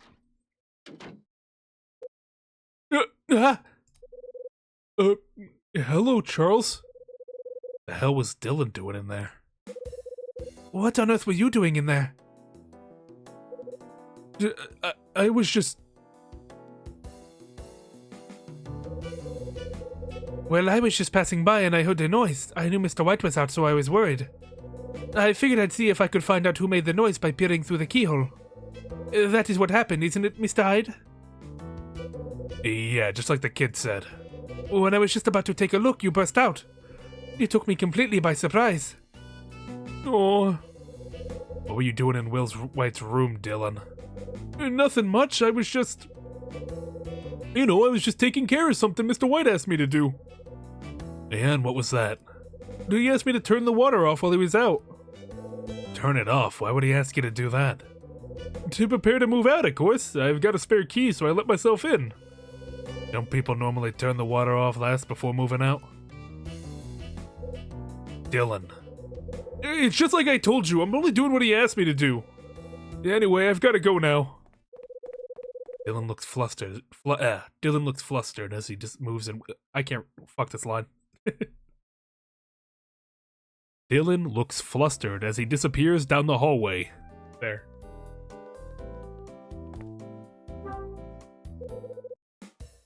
That was quite a shock.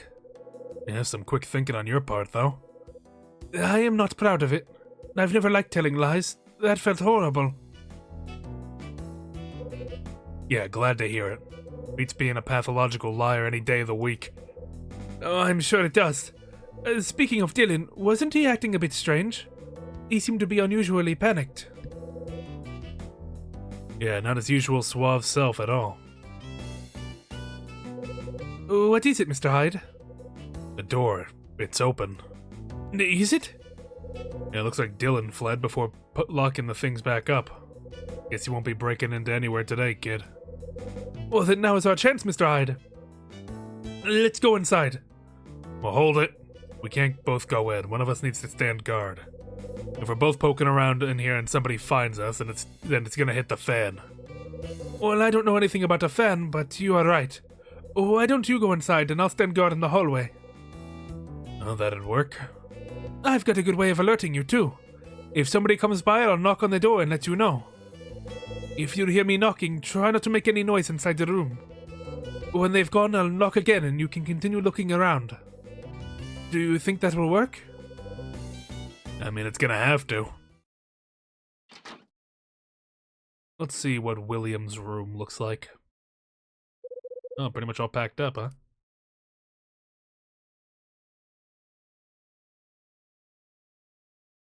Looks like my room. This place has less taste than dry bread. Can't imagine anybody could actually live here.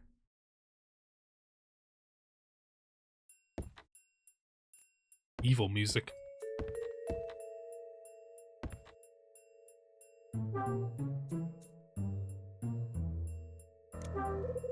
Next to the sofa is a small brown overnight bag. Plain old leather sofa. There's a trench coat lying on the arm of the sofa. Whole thing's wrinkled and damaged.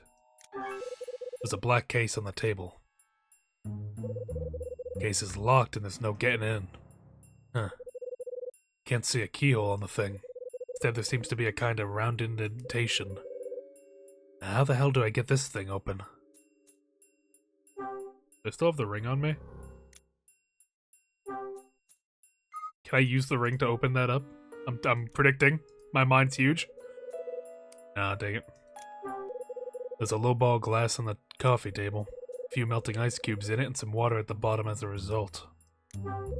Front page of an old newspaper lying on the table. Wait a minute. Looks like a page section's been missing. Date reads December 1955. 1955? I could be mistaken, but... the piece that's been cut from the paper. Looks like it'd be about the article about my dad when... the article about my dad that I got in the second order sheet. It was cut from here. I take the newspaper front page with a section missing. I hear the sound of somebody knocking on the door. It's a signal.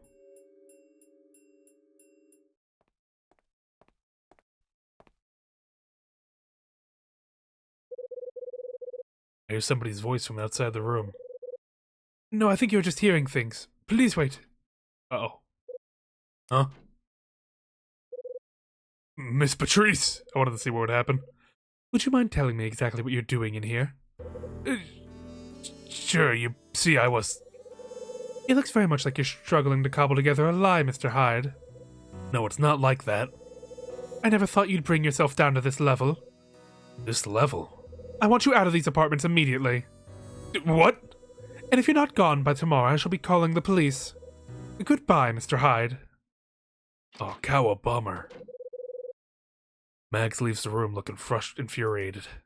Oh, damn it. When did I get so sloppy? Can't believe I let this happen.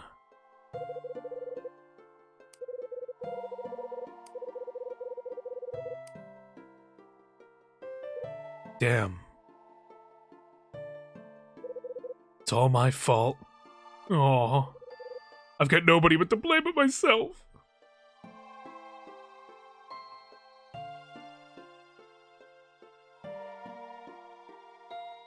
Retry.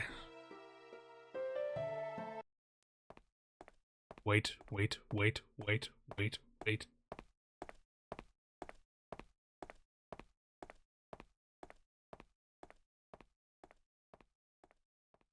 We good? I hear the sound of somebody knocking on the door. Alright, all clear to keep looking.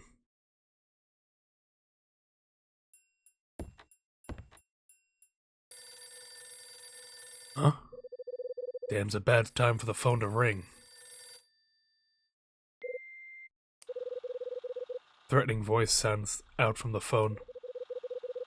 Yes, you're not there, so I'll just relay the message. The goods have been obtained in the same way as usual, and the money's in the usual place. The hell was that about?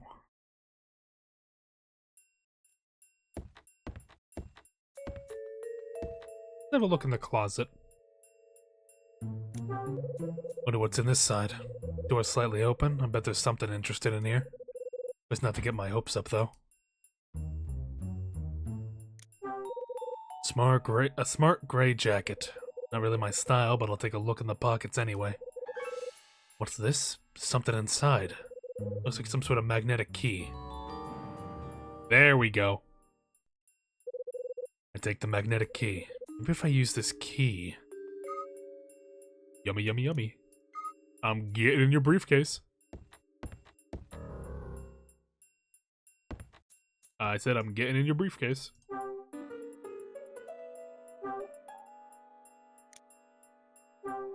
Let's open this bad boy up. Alright, here it goes. I use the magnetic key to open the case. Bingo. Inside the case is a single lens reflex camera. And it's a camera. Strange, it's much lighter than I thought it would be. Ah, now I see. This thing's just a toy. When I shake it, I can hear something rattle around inside. There's a letter set inside the case. This isn't the first time I've seen it. It's exactly the same letter set used for the order sheets. So it's him sending us the letter. Huh. I take the letter set. Does this mean he's the sender, though? There's a notebook inside the case. It is a black leather cover that's old and worn.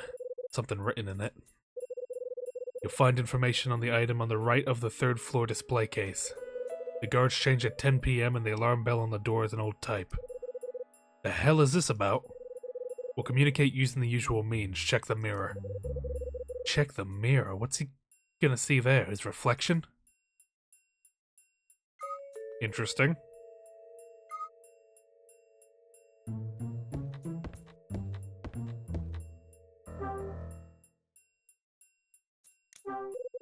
There's a mirror hanging above the wash basin. It has a few dirty marks on it, and it looks like fingerprints. Huh? Why are the sink and its surroundings so clean? Yet the surface of the mirror is dirty. And for me to give that mirror a closer look.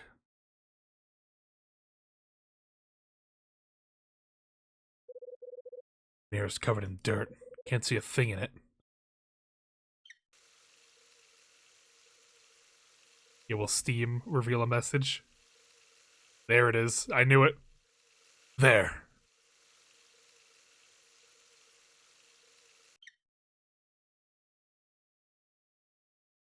Oh, we need more Steam. Give me more Steam.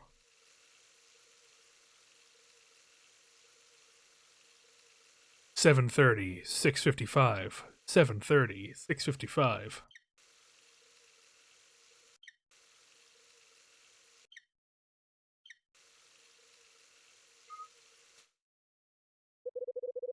Gotta be more to it than just a plain old mirror. I imagine I can use it on the safe, then? Is there a safe in here? I thought I saw a safe. Am I mistaken? I am mistaken. Let me check in your bathroom. What are you hiding in the toilet? Unexpectedly, the toilet's one of the less disturbing parts of the room. There's a small mirror on the wall. It's pretty clean, actually. I'm surprised.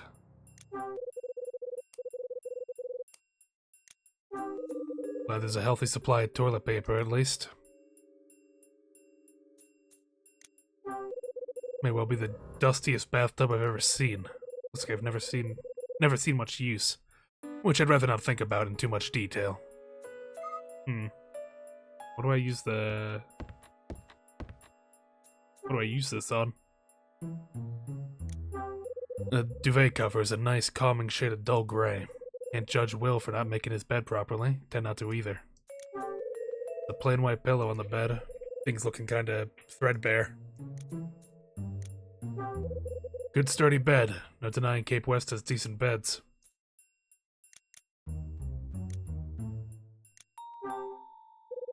Answer phone. Maybe if I listen to the other messages, I'll find something out. Plans moving ahead, as expected. I'll contact you again with the details on the item. All the preparations here have been made. The item can change hands in the usual manner. My acute detective skills are telling me something. Will White is definitely not a regular salesman. If I was feeling mean, I could probably rack up big phone bills for everyone in the building. Why are you thinking like that, man?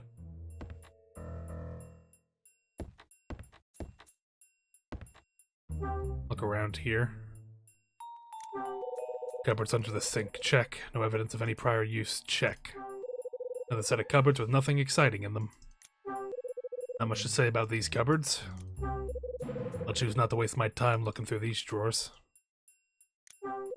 There's a reason refrigerators are generally white. Wicker basket serving as a trash can, one of the few items in here that actually feels homely. Homey. Another apartment, another set of built-in cupboards. One of those locking cupboards, the secrets will remain forever a mystery. Looking at the stove, there's no mark on it. This guy's no clean freak, he's just never turned it on.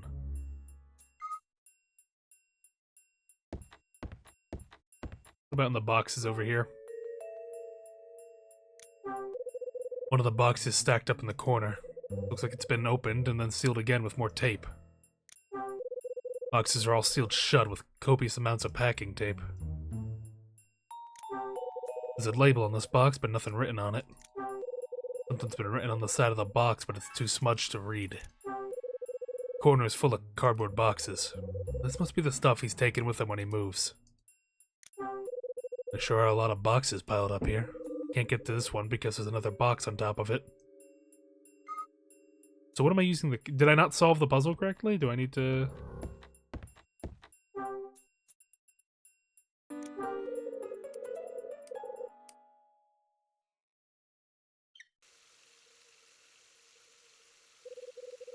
Mirror's covered in dirt. Can't see a thing.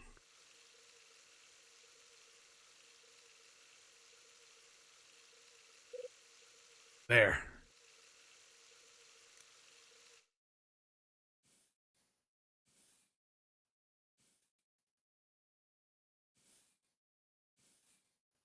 Do I need to write it down and then it'll be accepted?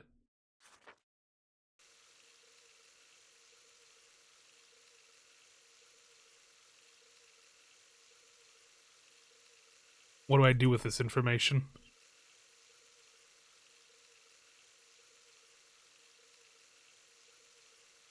Let me check the guide real quick. Maybe I just need to leave the room now? Let me double check. Oh, I can just test that by walking out of it. Well, we saw what it was. It's not a plain old mirror.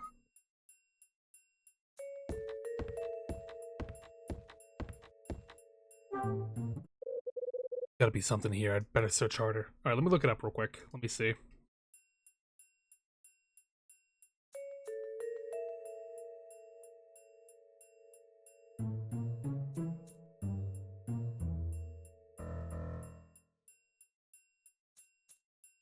Let's see.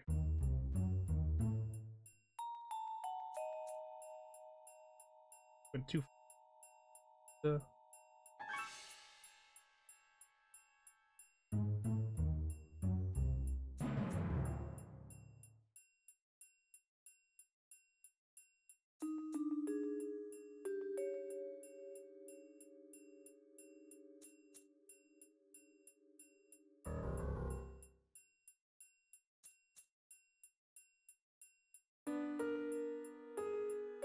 Come on, where are you? Okay,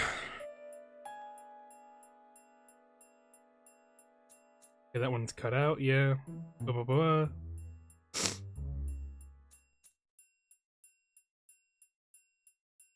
Keyhole. Da, da, da. Oh, there is something I missed in the closet. Okay. I should have searched it again. That's on me. Let's take a look in the closet. There it is. Okay. That was on me. I was gonna look at it again, but what if it's at 11:37? I would have had a schizophrenic meltdown. Wonder what I'm gonna find inside this thing. But I don't need to look at my notes because I remember it perfectly. 7:30, 6:55. Boop. Look at that puzzle god here. Passport and money. It's open. There's a passport inside the safety deposit box. What have I got here? Looks like it's Will's passport. McGrath. The passport is in the name of Will McGrath. Hang on. McGrath. So Will's surname is the same as the manager of the hotels. Interesting. So is he the one buying this then? I take Will's passport. I don't think you can do that, but okay. I hear the sound of somebody knocking on the door. Not again. Guess I better keep the noise down.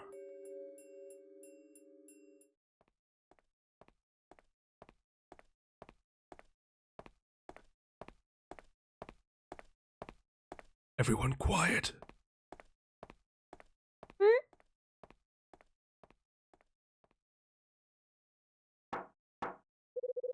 I hear the sound of somebody knocking. Okay, all clear to keep looking. See, the fun part about that, Owl, is that we're neither. We don't have a badge. We're not part of the. We're not a cop anymore. We're just a guy. There are banknotes inside the safety deposit box. Stack of banknotes. Where'd he get so much cash? Can I have some?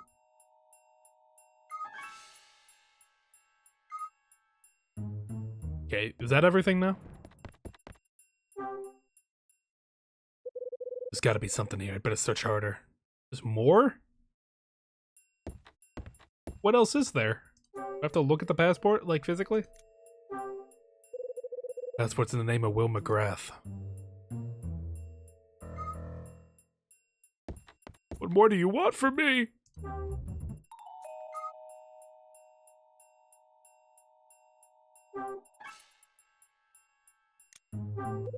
Whiskey bottles, still some left.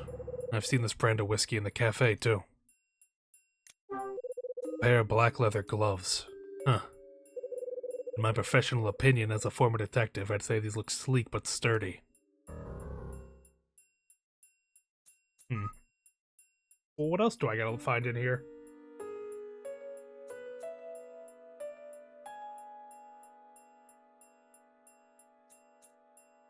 Let me see. Okay.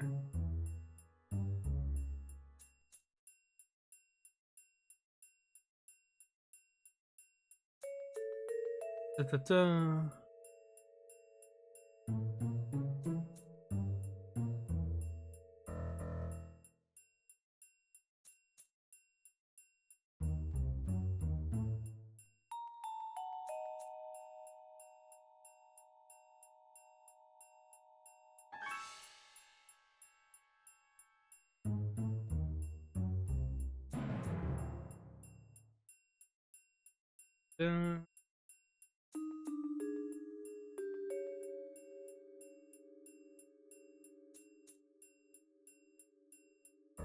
Okay, this is a bit of an obtuse section here. Hold on.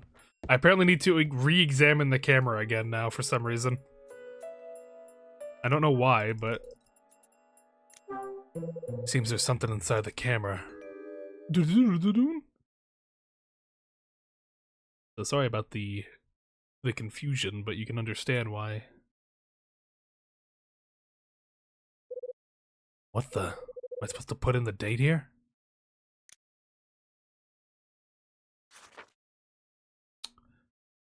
Dang, what's his birthday? Hold on. I'll be right back, you sneaky camera.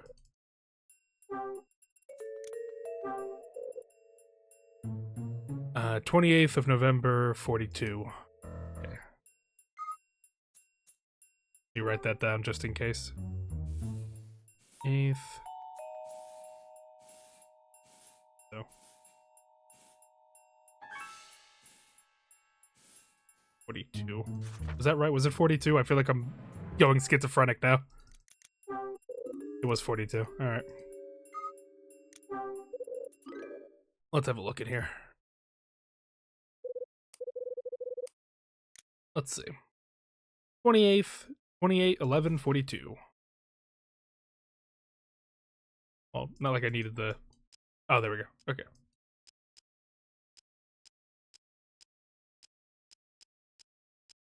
$42.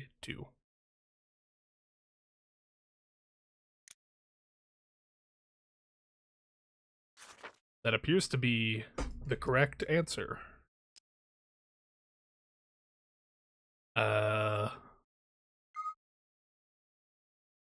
Oh, okay. Just gotta keep going.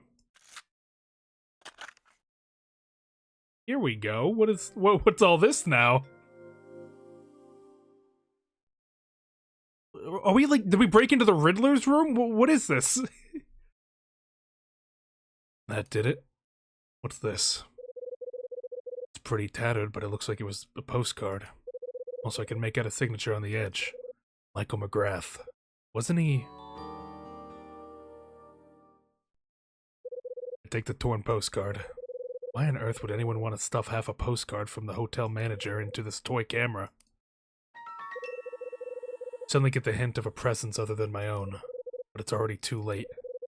I feel the muzzle of a gun pressed up against my bed. Was he under the bed? Nothing I can do other than stay still in amazement. I hear a cold voice from behind me say, "What are you doing here?" No, Otacon, don't do this. Where did you come from, man? Just having a look at your room, you mind? Kyle, that is a ballsy thing to say to him. I needed to find out exactly who you were. What were you looking for in here? Speak up. You want me to talk? How about you put the piece down? I'm a reasonable man. Sure, why not? The pressure on my back disappears. How'd you get in here? The door was open, so I just came in. You're gonna have to do a bit better than that. Unless, of course, you want me to put a bullet in you. I gotta get the voice down. It's the truth, the place was already open. Dylan left it that way after he came out. Dylan? What the hell? He said you asked him to take care of something in here before moving out. He used the spare key to get in. But being the numbskull he is, he left without locking up. Funny, I don't remember asking him to take care of anything. Maybe not, but it doesn't change the fact he was in here. You don't believe me? Take a trip down the hall and ask Charles, he saw it too. He'll tell you exactly what I just did. Well, let's assume I believe you, for now anyway. Maybe Dylan was... Was what? No, that can wait. The more pressing issue is what to do about you. I think I'll have you answer a few more questions. Let's start with what you did while you were sneaking around in here. Hey, you twisted my arm. You sure you want me to say it all out loud, though? I mean, I think I've just about pieced it all together, your secrets and such. Don't kid yourself. There's no way you know what I've been doing here.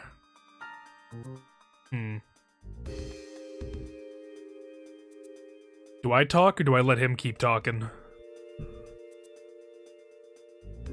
I feel like he has the gun, and I feel like it's better that he doesn't think I know anything. Think you can get out of this by clamming up, do you? Answer my questions. What were you doing in here? I was just checking the decor. Enough of the wisecracks. Spit it out. What were you looking for? Tell me. Sure, but you better listen good. You sure you want me to say it out loud, though? I guess we do gotta talk. What? So there's more to it. As I suspected. You don't know the first thing about me, do you?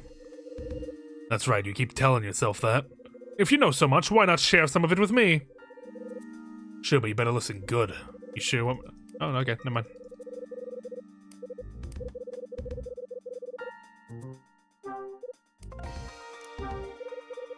Nice try, I'm on to you. Oh, are you?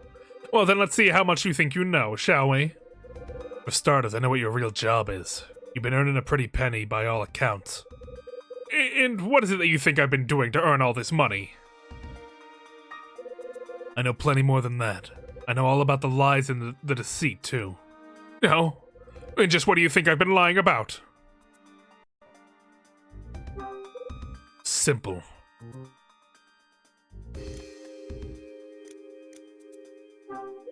You faked your identity. What? I got your number. You've got nothing, that's what. You don't have the first clue as to who I am. Alright, let's break it down. Where did the banknotes come from? Banknotes? And where did you come across something like that? You know damn well.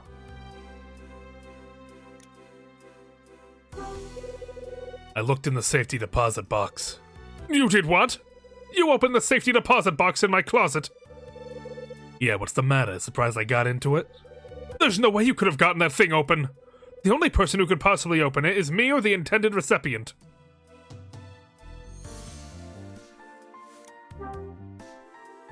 Your real name is... Will McGrath.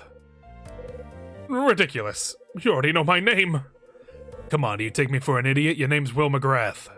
Can you actually hear yourself? Have you got any proof to back up your outrageous claim? Sure, buddy.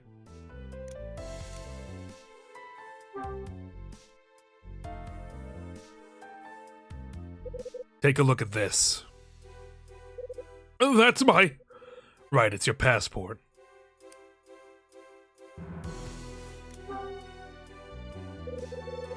Will McGrath, that's your real name after all. It is. Well done. That's me, Will McGrath. What are you trying to trade? I'm sorry? What are you trading in exchange for banknotes? It must be something fairly significant for the price you've been paid. Save your breath. I've had enough of your damn prying. It's not gonna be your day then. My prying's just getting started. You've been pretending to live here in this apartment, but your real job means you have to cheep around secretly at night. Am I wrong? You'd be wise not to cross any further. You started this conversation, remember? Maybe it's gonna take a bullet to shut you up after all. Yeah, I'll take a rain check on that. Besides, I doubt you got the balls to shoot me right here and... That's what you think, isn't it? Oh, think about it. You shoot me here, how long's it gonna take the other residents to come running?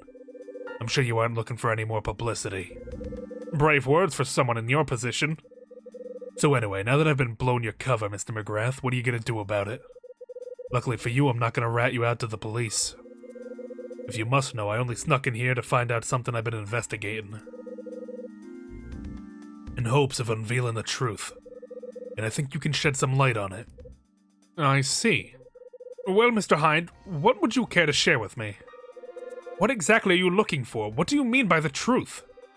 That's easy. I want to know about 25 years ago. Once I found out that you were Will McGrath, I realized that you were connected to the murder that happened 13 years ago. Me? Connected to a murder? How do you figure that? Because you're the victim's son. I'm afraid not. The victim of the murder 13 years ago, Kathy McGrath, was the manager's wife. McGrath's a common name, enough name. Just because we share it doesn't mean I'm related. You seem to be enjoying jumping to conclusions. Oh, there's no jumping here. It's all based on the evidence I have. If that's the case, please show me. Yeah, what about this postcard here, my man? What's this about?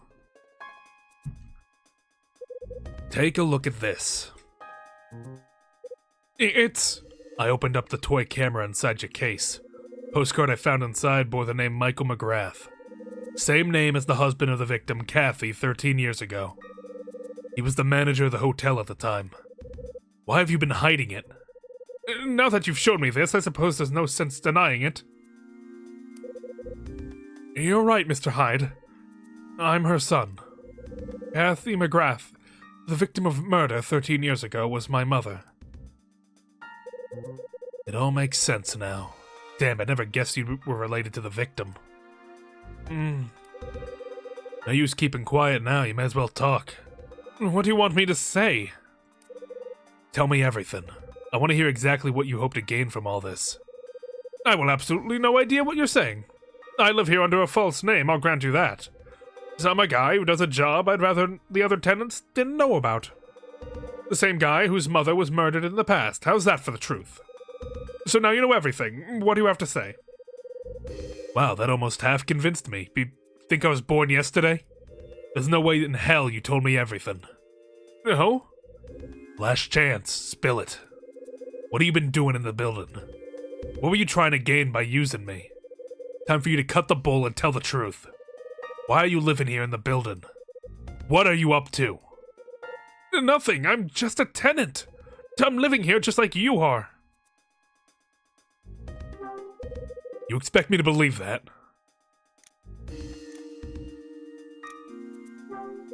You're looking for the culprit. The what? The case surrounding your mother's murder was never solved. So you're here trying to find out who the culprit is. Maybe I am. What of it? Some of what you're saying is close to the truth, but you're not quite on the money. Mr. McGrath, don't get cryptic on me now. I'm not searching for my mother's murderer. I decided to live here after I found out who did it.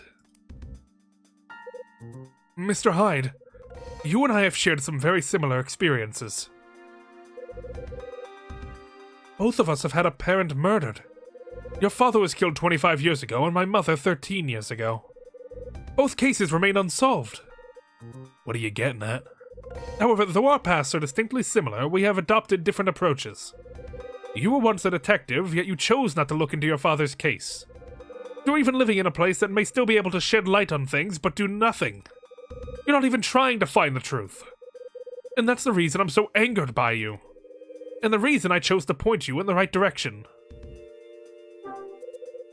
Are you for real? So the order sheet was your doing. That would be telling. Come on, you told me this much, no sense in stopping here. Which direction were you trying to point me in?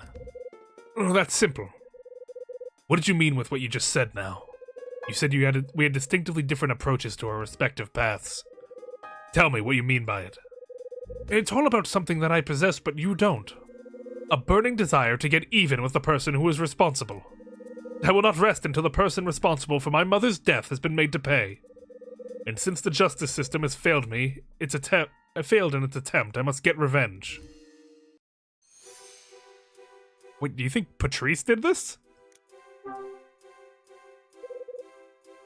So who killed Kathy? The main person responsible is already dead, but their accomplice is still around. Their accomplice? Are you referring to... Miss Patrice and her husband? Are you referring to Miss Patrice? Right first time. I moved in here in order to be in a position to take my revenge on her. I originally intended to crush her throat with my bare hands. Oh my god, Will! But then something happened and got in the way of my plan. Like fucking Christ, Will, what's the matter with you? What kind of revenge are you planning? Wouldn't you like to know? Pitiful, just pitiful. No, Mr. Hyde, that hurts. You were just gonna use me to get your revenge, and I'd be none the wiser. I mean, you knew what I did on the side, so you sent me an order sheet, right? I found all the evidence I need to pin it on you in this very room. And what evidence might that be?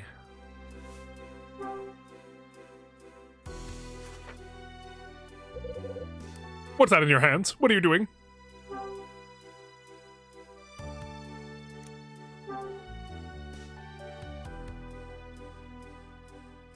Here's your evidence. Well, don't hand it to him.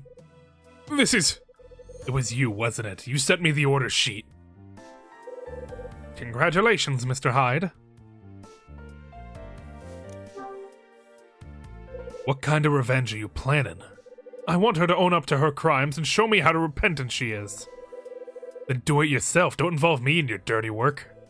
You still don't get it, do you? It's much more fun to have somebody else do it. What is that face? What is that? Emo man. What is that face? No, I need to get a screenshot of that face. He can't be allowed to just do that face and not be, like, recorded. I gotta make that an emote immediately. Hold on.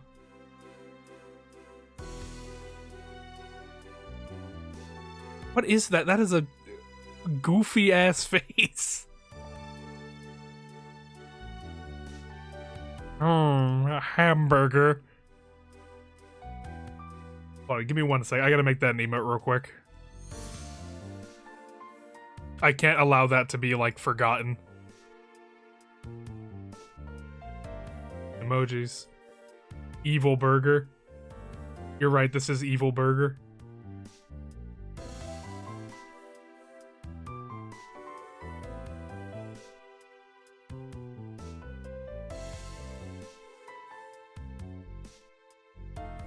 There we go.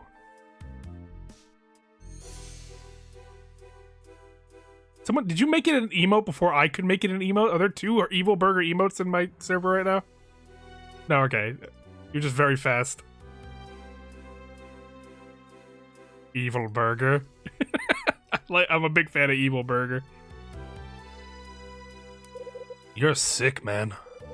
Spare me your moral posturing. You took the order willingly. No doubt you've been having the time of your life groveling around the building, reliving your glory days. And it didn't take you long to realize something either. You realize that if you found the Scarlet Star that went missing 25 years ago, you'd be able to uncover the truth behind your father's murder, too. How the hell did you know about that? What interest could you possibly have in my dad's murder? I heard about it. The incident from 25 years ago. Somebody working in the hotel at the time told me. Who told you? Are you referring to... Michael McGrath, your father? He told you, didn't he? Yes, that's right. My father told me the truth before he passed away 3 years ago. He helped me understand what exactly happened on that day 25 years ago.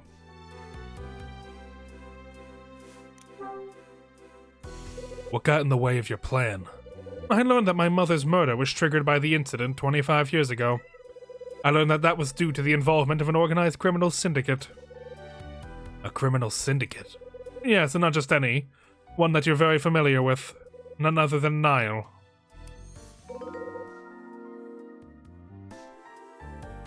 Did you hear... Wait, oh, you're right, Oliver is in here. I didn't even hear him. How did you hear him? Hey, Oliver. Oh, he's soaking wet. He was outside in the snow. Hold on. Let me bring him up to the mic. Oliver, come here.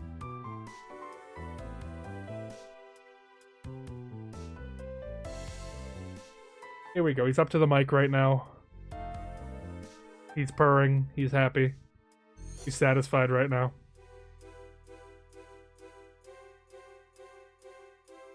He's shivering. He's all cold. He was out in the snow. The psychopath.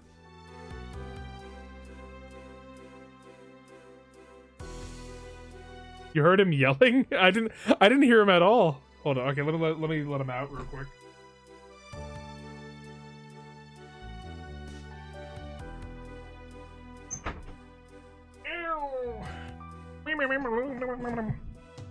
I nearly just sat in my headphones and obliterated them.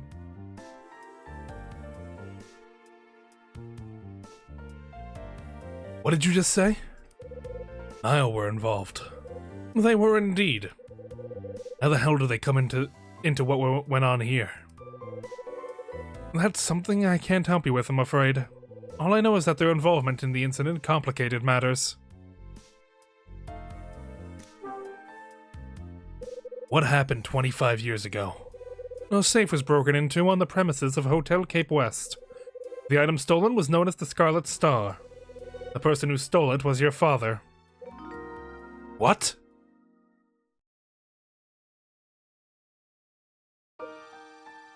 It's true. My father died 3 years ago, right after telling me everything he knew. It was the first time I was able to see the entire picture. So you didn't know before then? No, my father and I never really saw eye to eye. I left home as soon as I could. After that, the only time I met my father was at my mother's funeral. Later, he collapsed due to an illness, and the next time I saw him, he was dying. I hadn't seen him in 10 years. He was in a weakened state and in need of my support. Before he'd drawn his final breath, he spoke to me. He told me he was sorry and that he had something he needed to say to me. He went on to inform me that a man called George Patrice had killed my mother. There was no evidence, but he knew for a fact it was him. He's seriously trying to tell me that Mag's husband killed Kathy McGrath. He then thrust that torn old postcard into my hands and told me something else. That everything started 25 years ago when the Scarlet Star disappeared. This is the last thing he said. That there was a man who stole the Scarlet Star from the hotel safe 25 years ago. He tried to tell me the name of the safecracker. He struggled to speak the words, but never made it. His final breath had been exhaled. He died, a wretched and lonely old man. It wasn't the way he wanted to go. What happened then? Well, after spending some time to look after my dying father, I had a sudden change of heart. Although previously I hadn't really cared for him, these new emotions changed that. Almost without noticing, I was clasping his cold, lifeless hand and making a promise. I promised I'd get to grips with the truth he imparted to me. Get to grips?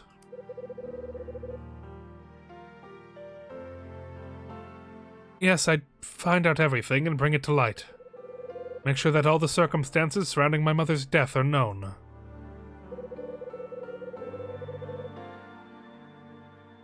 I used the partial hints that my father had left me with and started to piece it together. I researched the building, the key players. I learned that George Patrice was already dead, but that didn't deter me. I had to refocus my efforts on his widow, who had turned the hotel into apartments. Once I had uncovered that information, things got really interesting. I learned that the son of the person who cracked that safe 25 years ago lived there too. But how'd you make the connection? How'd you know that the person who cracked the safe was my dad? Do you really want to know? Well, here it goes. The reason I knew was that he was in the same business as I am. I have my own very thorough means of finding things out like that. And that's what you used to determine Niall's involvement too, right? Precisely. It also proved useful when it helped me learn about the jobs you did behind the scenes. My methods were infallible. Chris Hyde's son lived in this very building, oblivious to the events of the past. It was priceless, but made me think. I had to find a way to make you start looking into things. And that's when you decided to send the ore sheet. Right again. But it seems I underestimated you. Before you unearthed the truth behind Miss Patrice and the Scarlet Star, you discovered the truth behind me. Didn't you think it was bound to happen? What will you do now?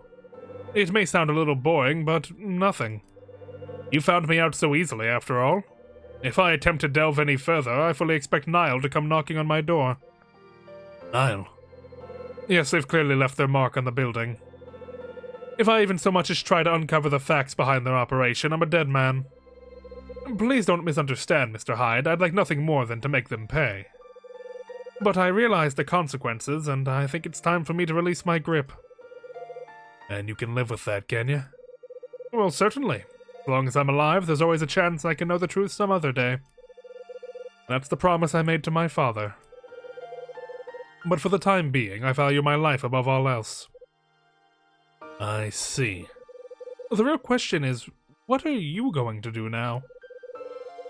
As long as that order remains valid, I'll do what I always do and track the item down. An answer that does you credit. That's my job, after all. And the reward that waits me at the end is more than enough to keep me going. Well, as it should be. Well, in any case, take this.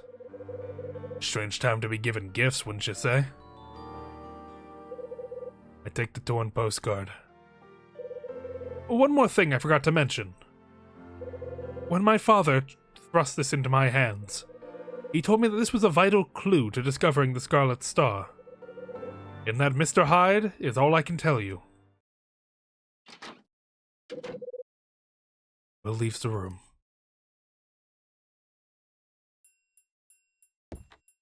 Do I leave the room too now? Also, nice backup, Charles. Thanks. Huh? Is everything okay, Mr. Hyde? Yeah, just peachy. I was worried for a moment. Hey, you took the words right out of my mouth, kid.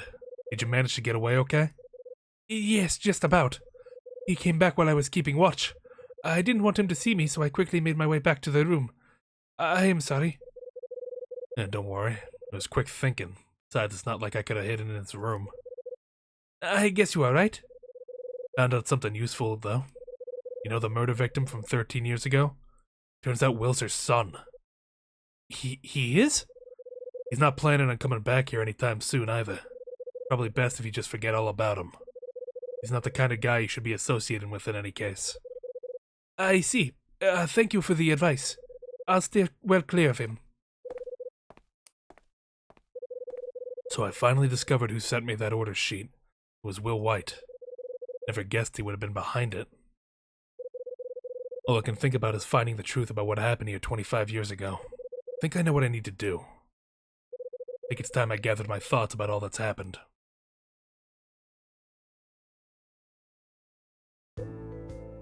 December 25th. Tony came to my room and gave me Rex's notebook. Written inside was a reference to Condor and a man called Jack Green. It said they had both disappeared in 1967. Rachel kindly looked into the name Jack Green and found out that he was... Right. Jack Green worked as a reporter for a publication called Los Angeles Beat. Rachel discovered that he had unearthed certain truths about Condor. He had been murdered before he could unveil it all publicly. After returning Sydney's record to him, we had a chat. This led me to talk to Mags regarding her late husband. Her husband, who was killed 13 years ago, went by the name of... George. Yeah, George. Right. Oh, look at him, he's mogging me. Mag's husband's name was George Patrice. He was the proprietor of several successful eateries around town. Mags went on to explain that he was killed during a robbery that took place 13 years ago. Once Mags and I had concluded our business, Rachel contacted my pager.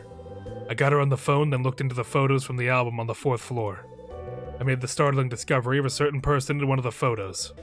That person was... Wait, what was the question? No, it was Mags. It was Mags. Yeah. Right. It was none other than Mags I discovered in one of the photos. It was in a photo showing a party dubbed Scarlet Star. In it, she was wearing the necklace she still wears today. She looked a lot younger in the picture. From the photo in the 8mm film that Charles showed me, we noticed that Will White from room 306 appeared in both. Charles agreed to help me when I decided to go get a closer look at the room. Thanks to the contents of the safety deposit box and the postcard inside the camera, I was able to discern a certain truth about Will. What was it I found out? Right. Found out that his real name was Will McGrath. Turns out he's the son of the late manager of Hotel Cape West, Michael McGrath. The postcard and the passport I uncovered inside his room proved it. After Will returned to his room, I put him on the spot to get some straight answers. He confessed to having been the one behind the mysterious order sheet I'd received. He went on to explain that the reason he sent it to me was because... No, that's not it. He was frustrated with me because I never found out my dad's killer. But that wasn't the only reason he sent the order sheet. Oops.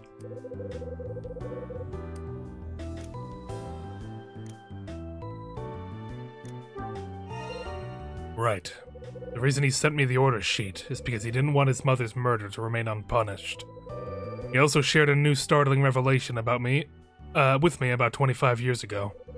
The person who snuck into Hotel Cape West with the intention of cracking the safe and stealing the Scarlet Star was my dad. I could only stare dumbly at Will when he told me. The truth that Will shared with me didn't reveal everything, but at least another of the building's mysteries came to light. Why am I so keen on uncovering the truth behind what took place here 25 years ago? Thanks to him, I now have an outline that puts things into better perspective. Now I know for certain if I search for the Scarlet Star, I will also find out the truth behind my dad's murder. In addition to those, I've always also begun to consider something.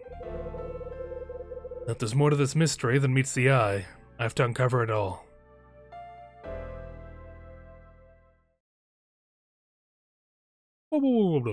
Chapter end.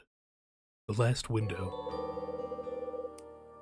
I don't know if I'll finish it, but I'll start chapter 9 at least.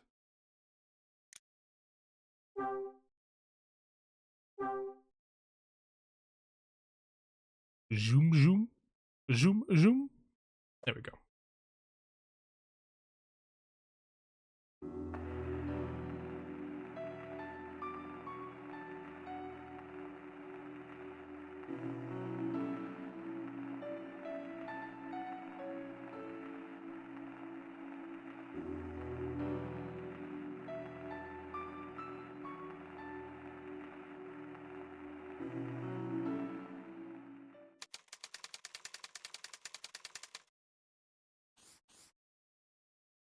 Oh, we getting his cool hat?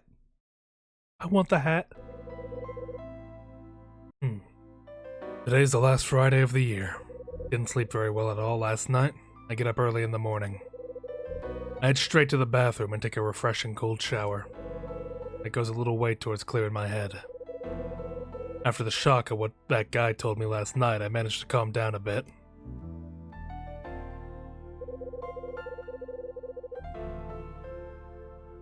I leave the bathroom and take the towel I'd hung up on my shoulder to dry my wet hair. I squat down in front of my speakers and take a record off the shelf. I mount the record on the turntable, and when I switch the player on, the record starts to spin. I place the needle carefully onto the top. The gentle, solemn sound of a saxophone starts drifting from my speakers. Hold on 1 second.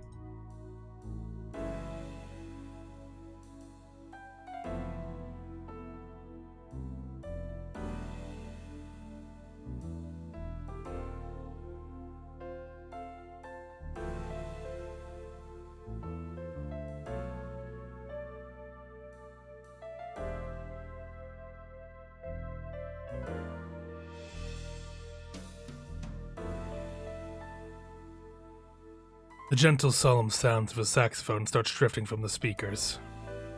No, not cat. The cat was already here, you missed the cat. I move myself over to the bed, sit on the edge, and listen to the melody. That solemn sound that only a saxophone can deliver. For some reason, it makes my mind start spring back to the words Will uttered to me last night. All I'm after now is the truth behind what happened 25 years ago. Then it dawns on me. The only one who can truly uncover all that happened is me. At that precise moment, I notice that the turntable has come to a halt. The melody that kept me in a trance has ended. I throw on some clothes. I get through 2 cups of black coffee as I lounge on the sofa. Suppose I'd better let Rachel in on what happened last night. Finish mulling over and haul myself off the sofa. Let's give her a ring. If anyone deserves to know it's her.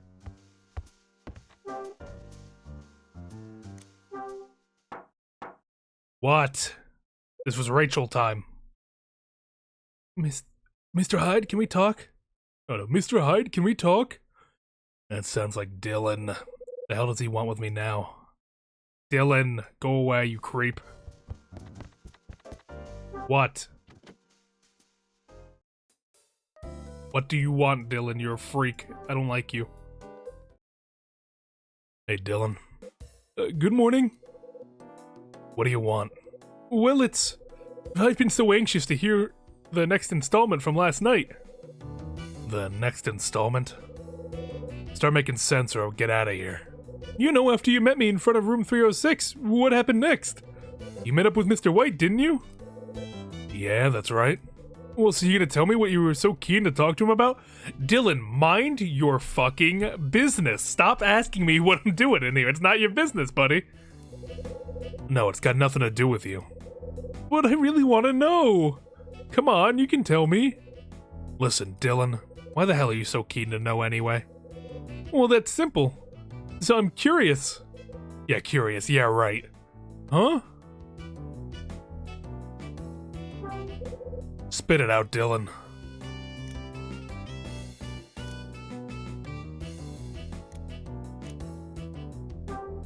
You were inside 306, right? What are you trying to say, Mr. Hyde? I was only in there because of the maintenance Mr. White asked me to take care of. I thought I told you the reason yesterday. Yeah, he said he had no idea what you were talking about. Did he really ask you to take care of some maintenance, Dylan?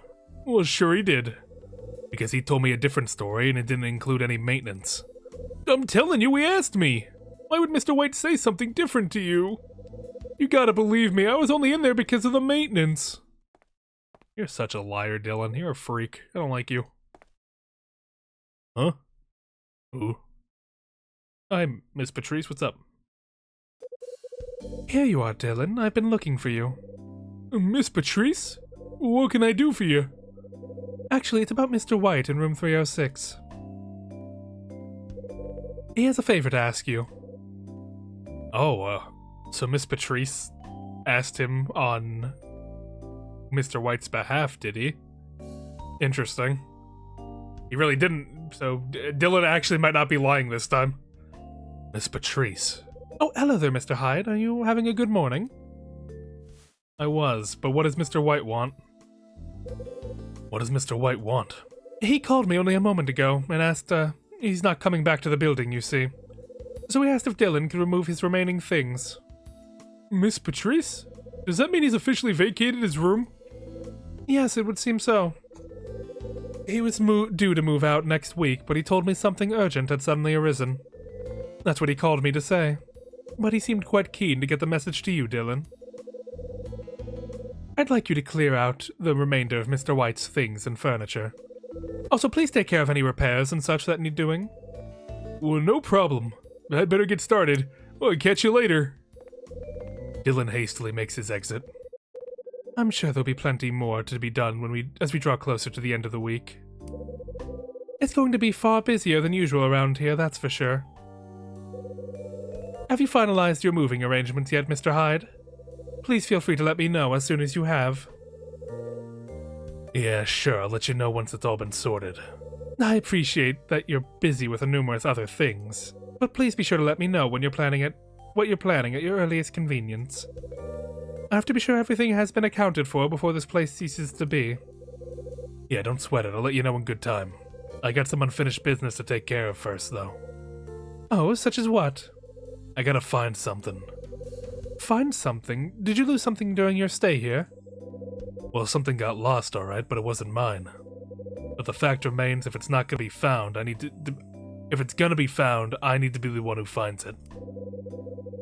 Can you share with me what you're looking for? Listen, Miss Patrice, there's actually something I need to ask you about. Well, you need to ask me. Yeah. Can you spare me a few minutes? I'm not sure what I want to, Mr. Hyde. You're acting very oddly indeed. What are you plotting? Don't worry, I got no nasty surprises in store for you, just a couple of questions. It's pretty important to me, so I'd be grateful if you could spare me the time. Oh, no use hiding it, Mr. Hyde. I've already heard from Dylan. I know what you've been up to. Is that so? You tell me, what am I up to? What's Dylan been saying? He told me that you used to be a detective, and that although he doesn't know why, you've been snooping around the 4th floor. That little rat. I hate Dylan, man. He showed me how to get into the 4th floor. He got me up there. He hyped me up, told me I could go, and then he's like, "Oh, Miss Patrice, he's on the 4th floor. He's being mean." Fucking hate Dylan, man. I want him dead. He told you, did he? Now listen to me, Mr. Hyde. I don't know what your purpose is or what you're looking for, and I have no intention of making you tell me. All I want is to leave this place quietly and peacefully.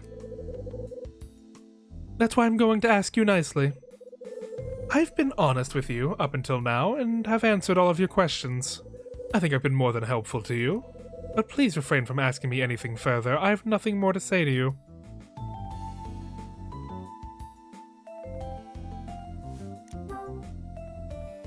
You got plenty to say and don't try to deny it. I'm telling you I haven't. Even if you have nothing to say to me, trust me, I got plenty to say to you. I got questions to ask and things to tell you.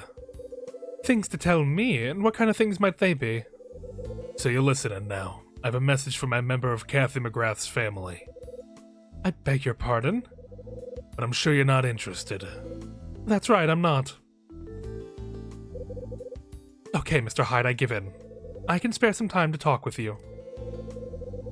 I'll fit in with you, so just let me know when it's good. Shall we say this afternoon at 4 in my room? It's a date.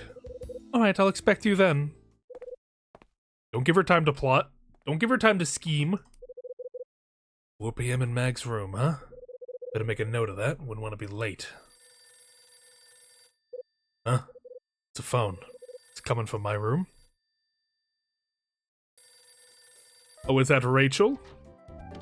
My wonderful, beautiful Rachel? Hello?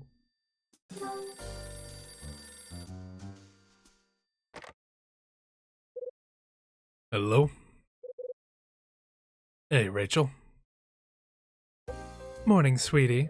Good news. Hit me with it. You'll see after you've heard this voice. I'll pass you over. Eddie's doing alright? Hi, it's Ed here. Ed? Why so surprised? Well, it's just Rachel told me you wouldn't be out until the weekend. Yeah, well, that's what they told me first. But I can't stand that damn place. Besides, I figured there's no way you and Rachel would last 5 minutes on your own. So I blew the doc's mind by making a miraculous recovery. Lucky for you, huh? Well, I'll tell you this for free. We're not so dumb that we can't take care of the place without you, you know. You don't have the first idea about how this place runs. If I left it to you two, I'd be out of business in no time. Especially with a lazy bum like you in charge. Anyway, it's all thanks to you, Hyde. I was so worried about how this place would work without me, I couldn't even die in peace. Yeah, well, glad you're still in the land of the living, Ed. Not exactly the greeting I was expecting, but hey. It's good to hear your voice. Well, now's not the time to start getting all soft, alrighty? How's the search for the item coming along? I know who sent me the order sheet. Turns out he's been living here under a false name. He's the son of Kathy McGrath, who was murdered here 13 years ago. Related to the victim, huh? That don't explain how he knew what you got up to behind the scenes. His name's Will McGrath. By day, he pretends to be a salesman, but actually he's a lone thief. He claims he has contacts that can provide him with all sorts of information. He even knew about my dad. Well, impressive. What do you know about him? Or what he know about him? He said Dad broke into the Hotel Cape West 25 years ago, with the intention of stealing the Scarlet Star. He what? This is what he told me. The incident 13 years ago and the one 25 years ago, he said they're both connected to Nile. But why'd he send the order sheet to you? He said he wanted to try and encourage me to take an interest in the incidents. He found it hard to believe that I wasn't looking into the truth behind Dad's death. Well, go on. Before he left, he gave me a clue to help me find the Scarlet Star. Well, so where does that leave you now, Hyde? I'm gonna find out the truth behind what happened 25 years ago. To do that, I need to continue looking for the missing item. Once I find the Scarlet Star, I have to deliver it to complete the order. Then I'll claim my reward of the truth of 25 years ago. I see. Well, then you do what you gotta do and keep on searching. And don't stop until you uncovered everything. That's the plan. I'm gonna pass you back to Rachel. Oh, yippee! I love Rachel. Yay! Hello? Rachel, keep an eye on him and don't let him push himself too hard. I gotta concentrate on finding the items, so I'll leave Ed to you. Sure thing, Kyle. Before you go, I've got an update for you. You asked me to get a hold of the last article written by Jack Green. Well, I managed to get it for you. Well, what'd it say? It's titled The Truth Behind Condor. It was meant to be an ongoing piece, but ended after the first part was published. At the end of the article, the following appears. There's a gigantic void behind the organized crime syndicate known as Condor. Condor has managed to evade justice, thwart police investigations, and successfully sell their stolen wares, but it seems unlikely that the group could have accomplished any of this with no outside assistance. There's no doubt in the writer's mind that as yet undisclosed force has been operating in the shadows behind Condor. Without this force, Condor would not exist. The next part of the article will expose the identity of the shadowy force. And that's where the article stops. Dude got killed by the Illuminati. That's crazy. Unlucky. The force operating in the shadows behind Condor. I take it you've heard about the recent jewelry thefts, right? Yeah, there's even been some near here. The series of thefts seems to bear all the marks of those carried out by Condor. Well, so they say. There's going to be a TV news special showcasing the recent ones at 11. I see. Anyway, that's all I can offer you for now. I'll be in touch if I find out more. I love you, Rachel.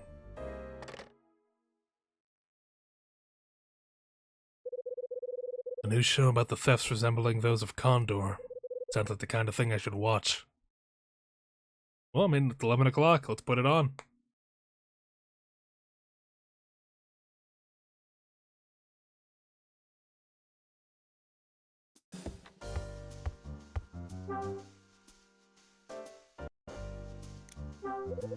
Top of the table is a small package that arrived from my mom. Yeah, let's get all the neat stuff. I better switch it on to the news. Old cartoon on. Pinky Rabbit, huh? I love that guy. It's time for the 5 News. Today we examine the recent spat of jewelry robberies occurring all over the city. A store owner has provided us with the interesting eyewitness account. Who is the mysterious woman that appears on the scene before every robbery? 5 News, as always, is hot on the heels of any lead. The day before the robbery occurred, a woman that I'd never seen before entered the shop.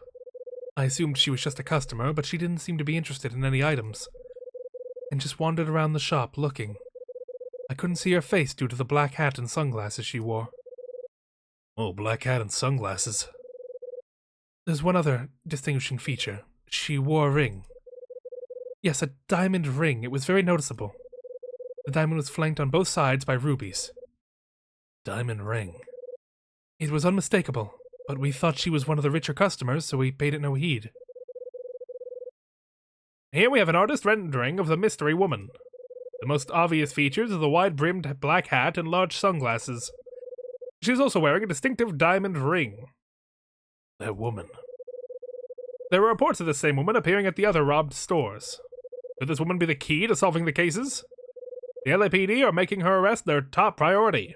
This is Robert Harrison for the 5 News, signing off. The woman in the hat who appears as before a theft. I'm sure that's the same one I passed just outside the building. The diamond ring too, there's something about it.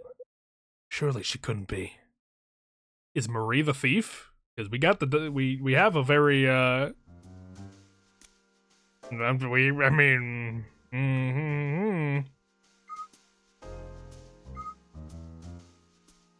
believe Marie might be our thief.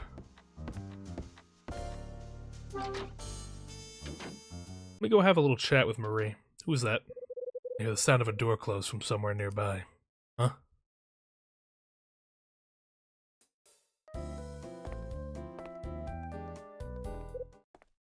Is that? I can hear the sound of footsteps. Sounds like someone's coming. Hey, dude! Hey, Tony. Hey, Hyde, you're just in time! In time for what? Did you notice anybody come up here just now? No, I didn't see anyone. Seriously? I could have sworn somebody did. That's pretty weird. Hey.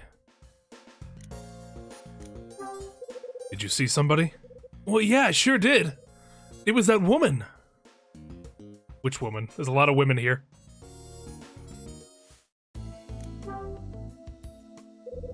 Which woman would that be, Tony? You know, that woman. The one who was hanging around the door last week with the hat. Her?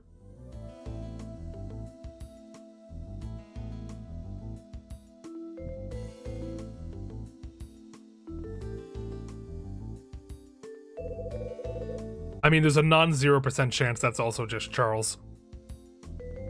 That's who I saw coming in here just now. You sure it was her you saw? Well, positive. Not that it matters now that I've lost her. One thing's for sure, though, she went up the stairs just ahead of me. You're sure you didn't see anything at all?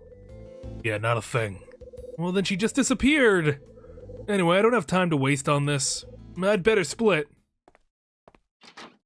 The woman in the hat. Maybe it's who I think it is after all. But why is she involved?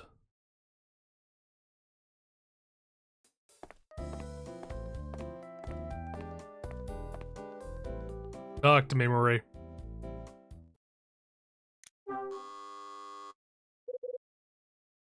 Who's there? I hear Marie's voice ringing from inside her room. Hey, it's me, Kyle. Ah, Mr. Hyde. Open the door, we need to talk. Hold on, I'll be right there. Hey, Marie. Why are you stealing stuff? Yes? What can I do for you? Hey, you all set to move out? Just about. So, when are you leaving? I should be out of here at the beginning of next week if all goes to plan. I see. Are you worried about me, Mr. Hyde? Well, yeah, kinda. Well, in that case, you better come in then. Nice. We're in. Can I squeeze past you? Can I see the thing that you're wearing, please? No? Okay. I must thank you, Mr. Hyde. Thank you for caring enough to come and ask how I was doing. Yeah, it just felt like the right thing to do. Didn't want to leave without knowing, you know? Quite the gentleman all of a sudden. Well, anyway, how's the moving preparation going? It's going well so far, so good. I'm thinking about throwing most of the stuff out. I see. Does that mean the insurance money's coming as planned? It has, yes. Actually, just this morning, the company called, they tell me that they will pay out. Oh, really? It's a really big weight off my mind. So Rex's investigation is closed. I don't know. I haven't heard anything regarding the results. But the insurance company has already said they'll be paying out, so I guess it's all okay. Yeah, so it would seem. Huh. Is something the matter, Mr. Hyde? Well, it just strikes me as odd. What does? Well, if the insurance company is happy to pay you the money, then that must mean that Rex's investigation painted you in a positive light. It just seemed strange to me. You think it's strange that they agreed to pay me? Well, kinda. He's on their payroll and his services don't come cheap. Typically, cases that he looks into go badly for the people trying to claim. Really, I didn't know that. Listen, Marie, you wouldn't be hiding anything from me, would you? What are you implying, Mr. Hyde? I thought we agreed that I told you everything. I'm not so sure it really was everything, though. In particular, the part about the woman in the hat. What? Yeah, now what? Huh? Someone's at the door. Back in a moment. Rex! Ah. Rex. Well, if it isn't ex-Detective Hyde, what are you doing here? I could ask you the same thing. We both know I don't need to answer your questions. I'm here to see Marie, not you. Me? What do you want with me? I'd like to know exactly what you did. This morning, the insurance company told me to cease my investigation into you. They what? And now I'd like to know why. I'm not leaving here until you tell me. What makes you think I'd know? Oh, you know all right. I'm sure of it. I want to know exactly how you managed to squirm your way out of this one. Maybe I should tell you what I think happened, and you don't want that. Now tell me exactly how you got the company to drop their investigation. I'm sure it'll provide some entertainment for Mr. Hyde here, too. Marie? Mr. Hyde, Hey, where you going? Marie makes for the door and escapes. Marie! Hyde, I'm not sure what brought you here today, but before you two start planning a wedding, there's a few things you might want to know first. Huh. I leave the room and go after Marie. Where'd they run off to? Huh? Sounds like the elevator.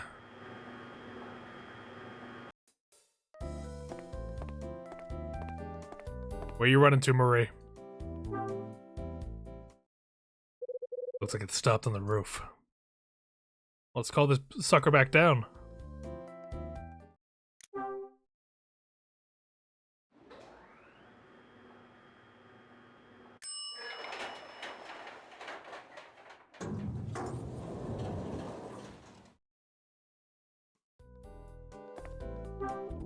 This isn't like happy music time. Someone's about to, like, die. I push the button for the roof.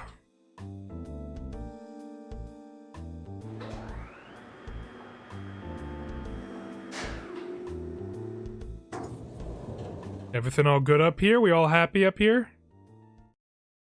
No one dying up here? Where's Marie got to? Hello? Marie? There you are.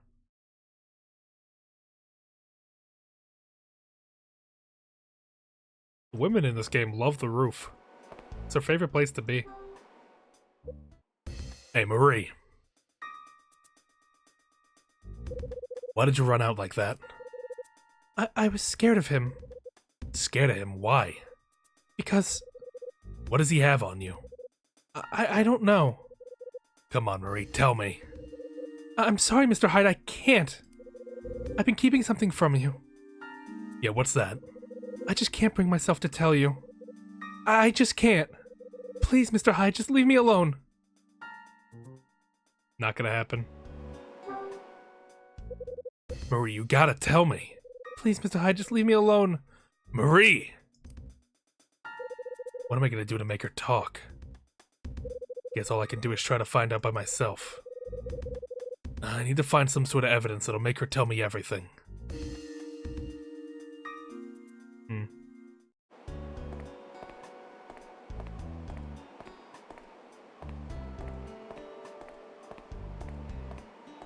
Is Rex up here? Well, let's... I mean, her room's vacant now. Might as well go give it a look. Kind of annoying I have to go all the way back down here, but... oh well.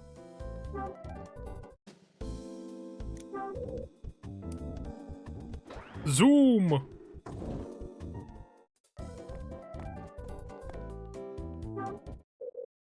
Oh, we shouldn't just go in there right now, but I got no choice if I'm gonna get through to Marie.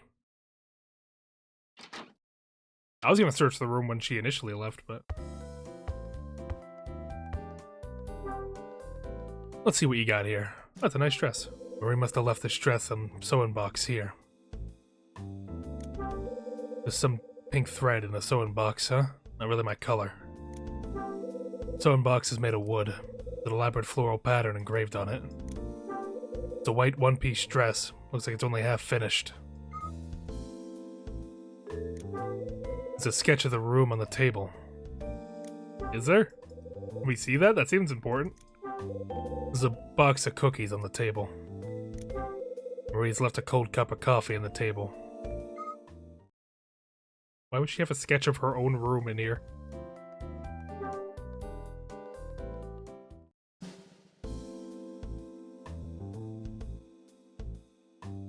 What's this? There's a newspaper on the table. The article on the front page is about the recent jewelry thefts. Can you do me a favor? What do you need, buddy?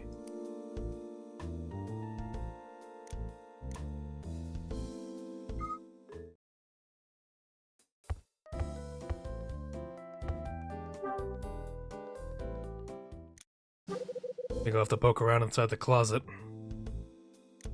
What's that? The dark gray jacket scrunched up at the back of the closet. Huh. Looks familiar. I should take a closer look.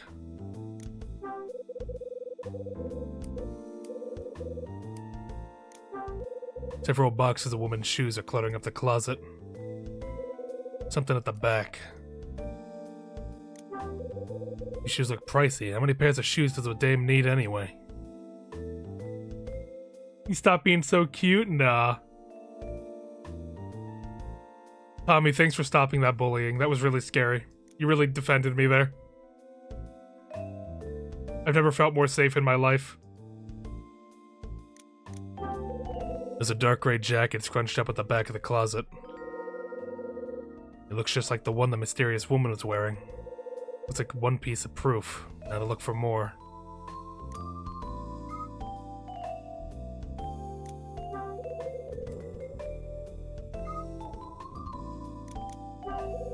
One Piece!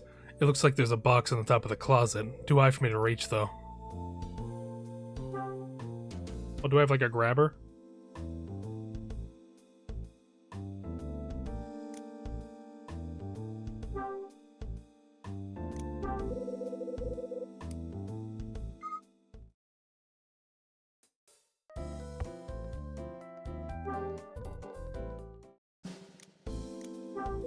As the dresser fixed in place, it still feels a bit unsteady on its legs. Chest of drawers looks like it's undergone some repair work. On the chest of drawers is a photograph of a young woman. The photograph is of a young gentleman flashing a charming smile.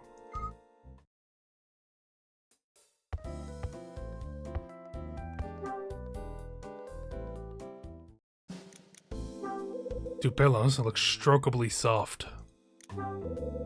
Like nearly all the furniture in the building, the chest of drawers is showing its age. Bed's not only made, it's practically hospital worthy. Everything's in the drawer is folded and laid out neatly.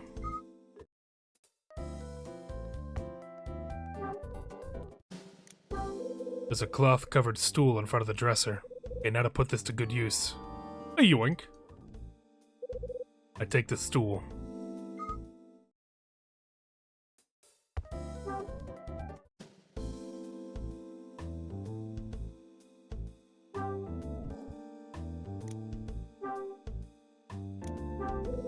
Using this here isn't gonna be that helpful. Well, you know what I mean.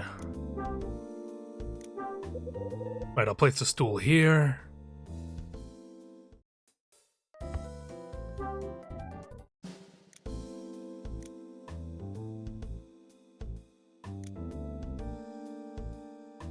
Let's grab that. There's a box in the top closet. Wonder what's inside. What have we here? Interesting. These are the hat and sunglasses that woman was wearing. A yoink. I take the hat and sunglasses. What's this envelope? There's no name written on the envelope, but the enclosed letter reads, "Come to the jewelry store at 8, wearing the appointed attire. As long as you follow the instructions, your identity will be safe. There's no use trying to escape either, we're in control." So this is the kind of letter Marie was getting. Interesting. I take the threatening letter. Right, time to make Marie sing.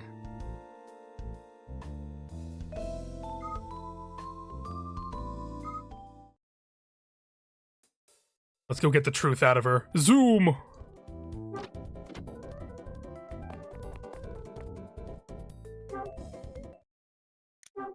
Pull it down. Wait, who used it on the first floor?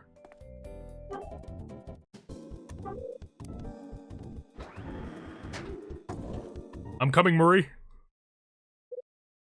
Huh?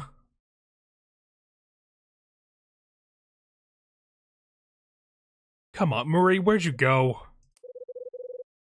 She must be around here somewhere. Where are you hiding, Marie? There you are. Zoom!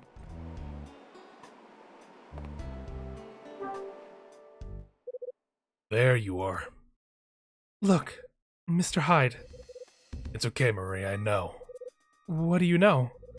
I know what you've been hiding. I know what you've done. Hmm, The woman in the hat who always makes an appearance before the robberies. That's you, isn't it? what? Who put you up to it? Was it the same people who sent you the threatening letters? Mr. Hyde, you have no right to accuse me of anything. Besides, I have no idea what you're talking about. Listen, Marie, the game's up. As I told you, I know everything. Mr. Hyde. Before you ask me for proof, how's this? Take a look at the...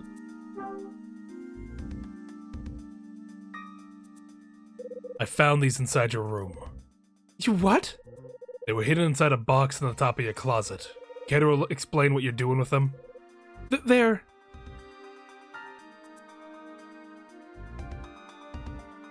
You want more? Here's the letter.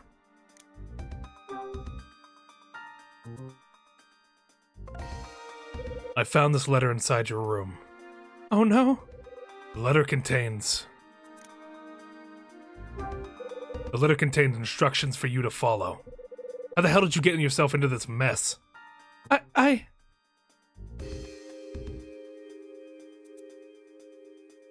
More?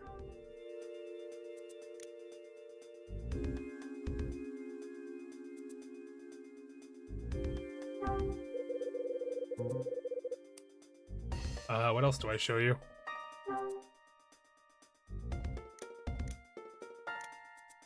Oh, the ring, yeah.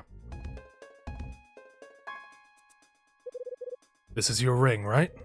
How did you get that, Mr. Hyde? Betty gave it to me to return to you. Now would be a good time to talk to me, Marie.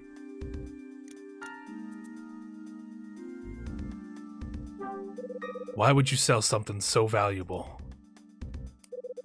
And while we're on the subject, the woman in the hat and sunglasses who appears before you, the robberies.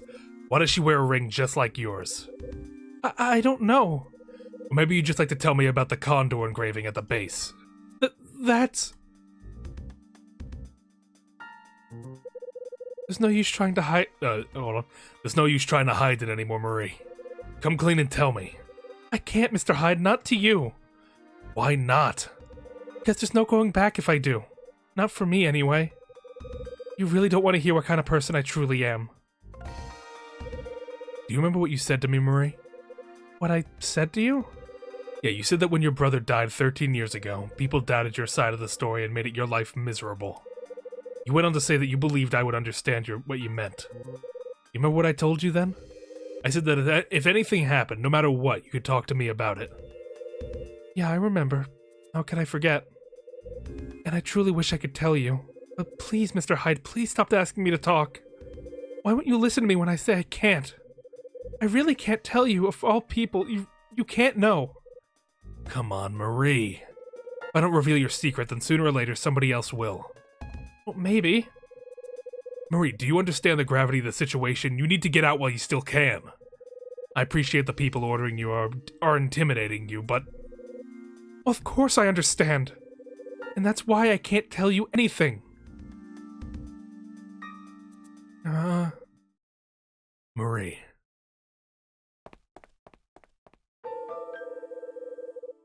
Suddenly, Marie moves away from me and heads towards the roof's edge. Marie, what are you doing? Only I'd met you earlier, Mr. Hyde. I'd been able to tell you everything I've been keeping to myself. Maybe things would have turned out differently. I really don't know what to do anymore. It's hopeless. Goodbye, Mr. Hyde. Marie! Get down from there. Oh God, no, don't put this on me.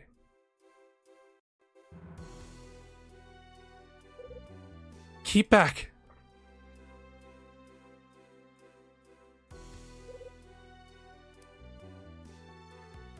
Oh, do I need to close the DS so he, like, grabs her? Hold on. I need to remember what the config for that is. Give me 1 second. I think I need to, like, do the close the DS, button. I need to know what that is, though. Give me 1 moment. What would it be? No, it wouldn't be here. Oh, God, what is this? I think L?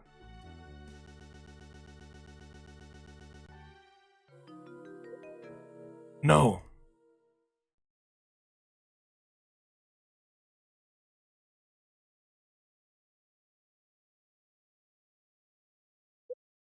Marie, you okay? I think you may be overacting a bit, Mr. Hyde. There's no need to shout quite so loudly. Marie? I am, I was just speaking hypothetically to the sinners and the criminals who play this game. I'm going back inside. Oh, what was the right thing to do there?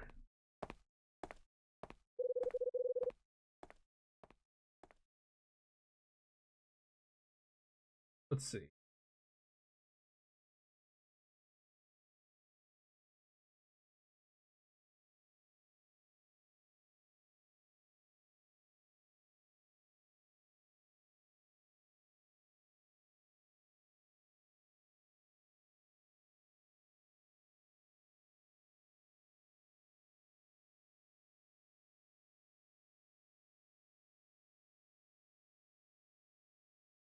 Okay, I see.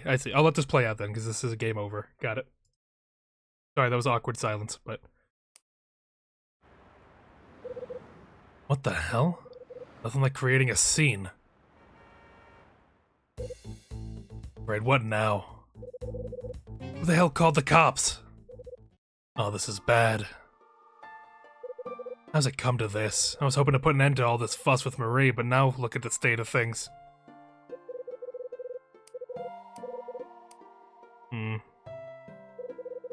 Guess I better go down there and give him some sort of explanation.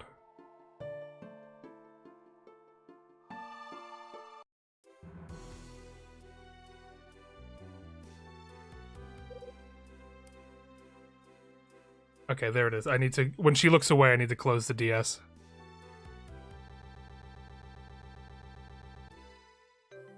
Got her. Yoink.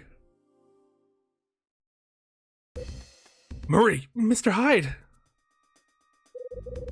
Looks like I seriously underestimated what an idiot you are. You wanted my help, why didn't you just ask? How could I have done that? After all, I'm the only one who knows how terrifying those people can be. Marie. Who do you mean by those people? I mean... I knew what my brother and husband had done. Yeah, they stole something. They stole a ring, didn't they? I found out the truth behind their deaths, too. That's why I have to do what those people say. If you want an example of just how powerful they are, they're the ones who put an end to the insurance company's investigation. They're responsible for me receiving the insurance payout, Mr. Hyde. It was a kind of reward for doing what I was told. What had your brother and husband done? Well, as you know, they were both working at the hotel. But that was a cover for helping with the secret fencing operations that went on there. Fencing operations? They were selling stolen jewelry. The items to be sold were first brought into the hotel. Then potential buyers would follow, and if you were interested, would pay for the goods in cash. It seemed like Mike and Peter were willing to do anything if it made them money. And that included removing dead bodies and making evidence disappear. Even the ring that I got from Mike was one of the spoils from that successful job. I thought your husband and brother were killed in accidents. That's what the police believe. But of course they knew differently. Since my husband and brother had served their purpose, they were to be disposed of. When Mike died, I received an insurance payout and married Peter. When Peter's business failed, then he died in an accident. All of it was orchestrated by them. That's what they told me.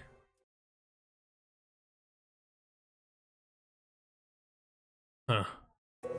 Do you know how I discovered the truth about Mike and Peter? It all started when I moved into these apartments. As I searched the things I brought with me, I found my husband's insurance policy. I decided to claim the money specified within, so I contacted the company. Very soon after I had done so, the call started from the people in charge. I received phone calls and letters. Even people I'd never met before began to pay me visits. As time passed, I slowly began to piece together the truth. It had finally dawned on me what my husband and brother were involved in.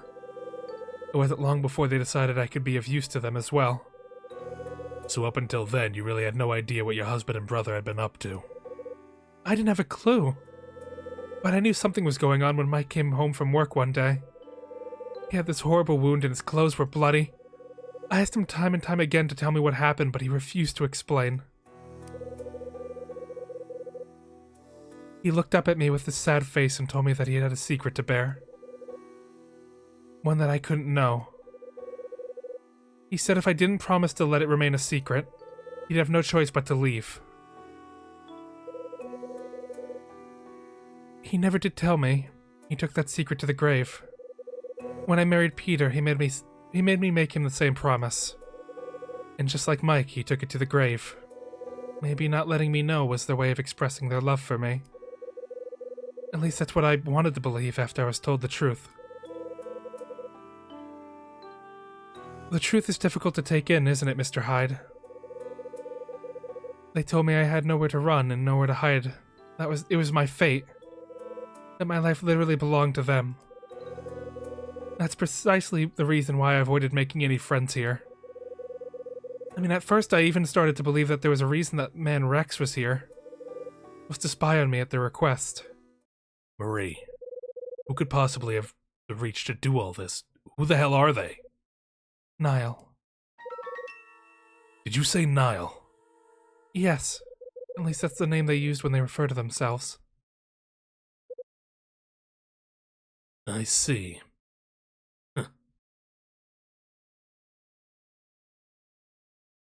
Look at him posing for the edit over here. Rex. So that's how it is, huh?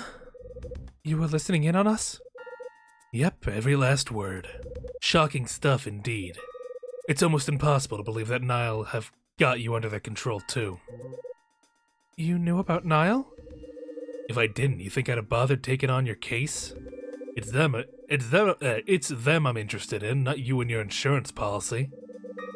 Rex, enough games. What are you really after? You could say I'm looking for the last piece of the puzzle.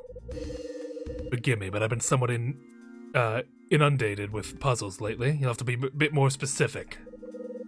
Well, quit interrupting and I'll tell you. It's the puzzle that he left behind, and which I've been trying to solve the whole time. In fact, I've been piecing it together ever since he died 13 years ago. Why am I even talking to you about this? You don't even know the person.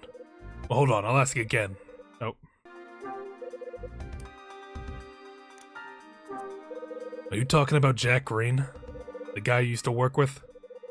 How do you know about him? Well, I got my own sources. I also know about the piece he wrote concerning Condor and its true identity. So I guess you pretty much worked it all out then, huh? You know that he was murdered and all. Yep, just as I suspected.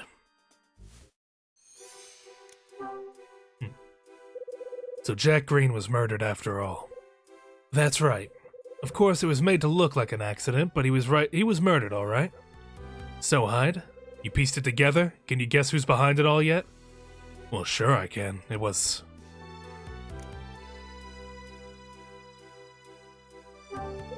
Niall. Well, give the man a round of applause. Niall's been behind Condor all along. Make no mistake, it was Niall that got him in the end. Jack Green was poised to expose the link between Niall and Condor. But Niall got wind of this and decided to silence him for good. That's what you're implying, right? That's the outcome of his actions, at least, yeah. But there's more, much more. The only thing he and I knew. A disturbing truth. Well, go on, tell me. What do you mean by disturbing truth? Well, the crime syndicate known as Condor began operating in LA area. That must be far back as 25, maybe 26 years ago now. The LAPD figured that Condor was behind all the robberies that had been happening, but due to a distinct lack of material evidence, was never able to pin anything on them. They chose their targets and conducted their sales with such meticulous attention to detail that their crimes went virtually undetected by the police department. Condor always kept itself a few steps ahead, resulting in the LAPD coming up with squat. You understand, right? what I'm getting at here? Yeah, sure do. You suggesting there was an informant working from inside the LAPD. That's what we figured. With nothing that could enable a case to be built against them, the robberies continued. That is until 13 years ago when they simply dropped off the face of the earth. By then, my friend Jack Green was dead, and Hotel Cape West had closed down for good. After Jack died, I kept on after Condor, questioning and collecting information. But all that Jack had tried hard to uncover was buried and no longer news.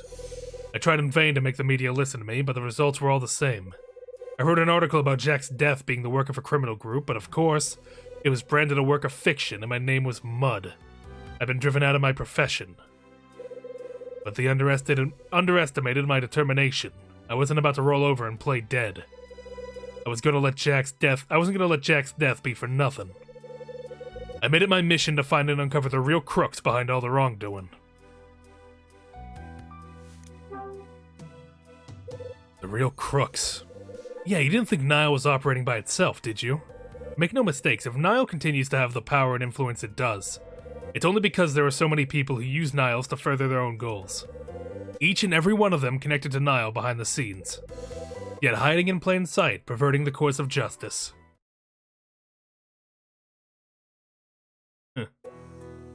I haven't forgotten when you compared me to an annoying fly, you know.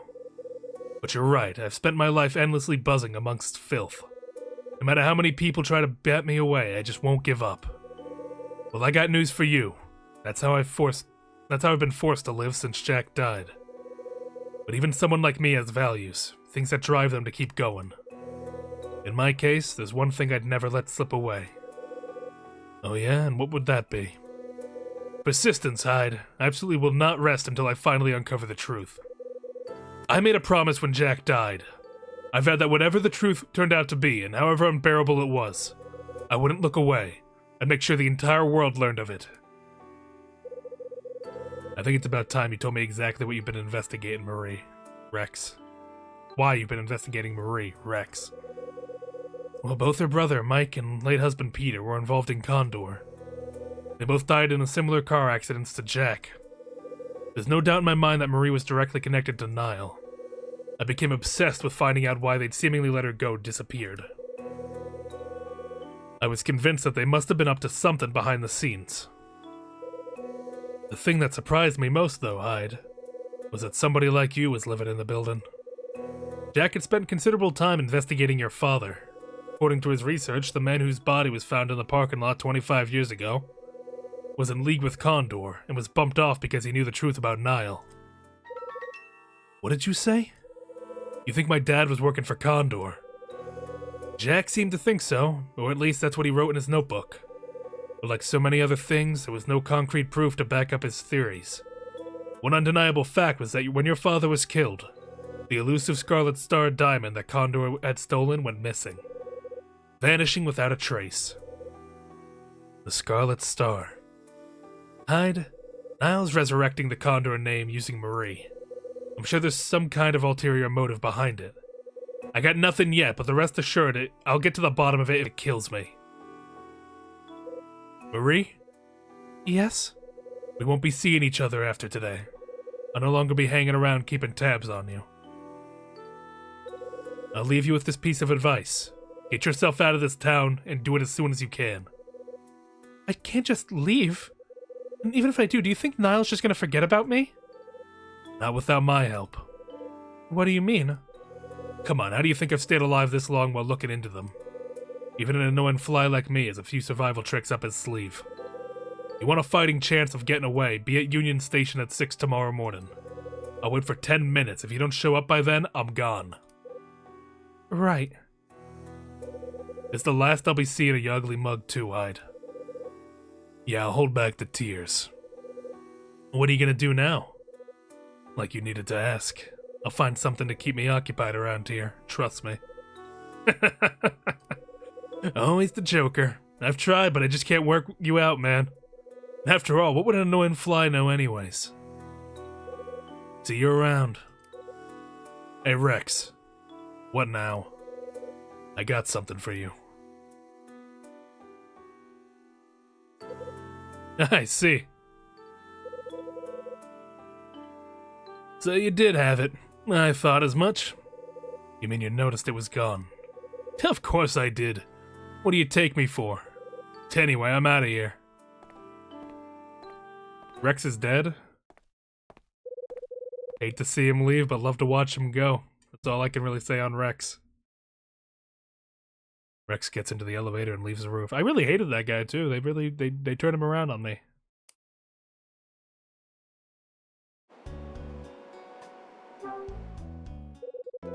Well, what are you gonna do?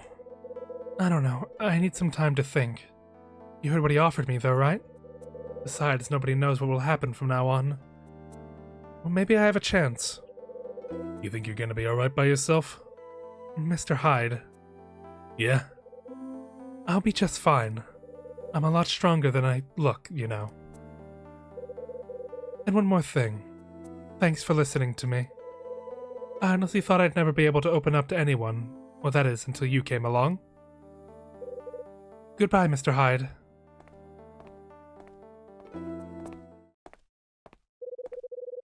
Marie gets into the elevator and leaves the roof.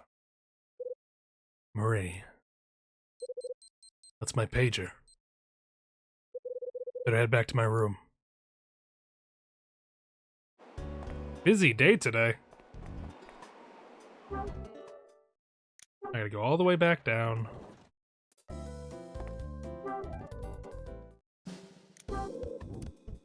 Meow. What?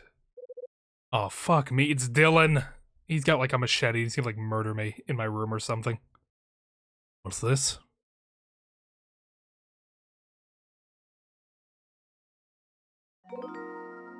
Dylan. People gotta stop getting into vehicles in the Hotel Duskverse. It doesn't end well. Hey. Oh, Mr. Hyde! What do you want? Nothing much.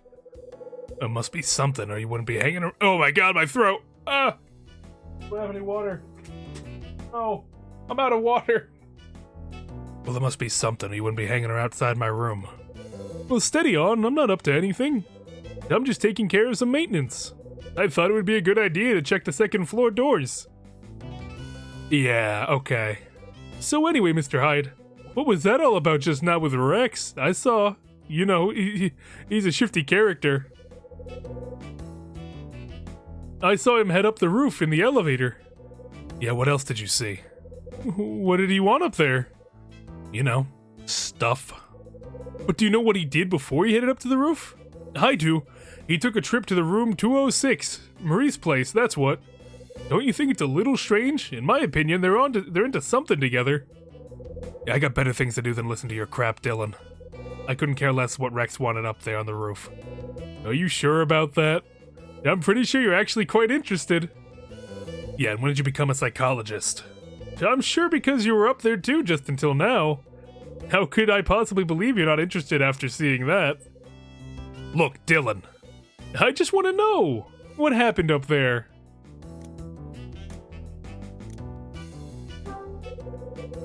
I'm betting Dylan's Niall too. I don't trust him.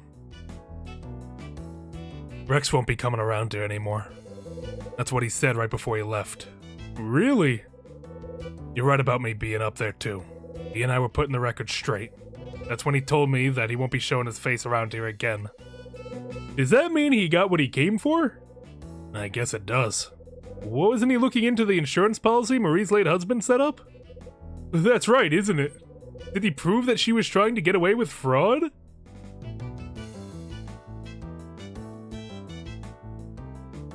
Okay, well this is a bit of an interesting problem we have here, because if he's Niall, then he would know that they lied, and... Okay, because here's the thing. Niall blackmailed the insurance company to give her the payout. Just like, here you go, as a reward. So if I say no, he didn't, that is the truth, and he would... If I say yes, sure he did, then and if he's Niall, he'll know I'm lying.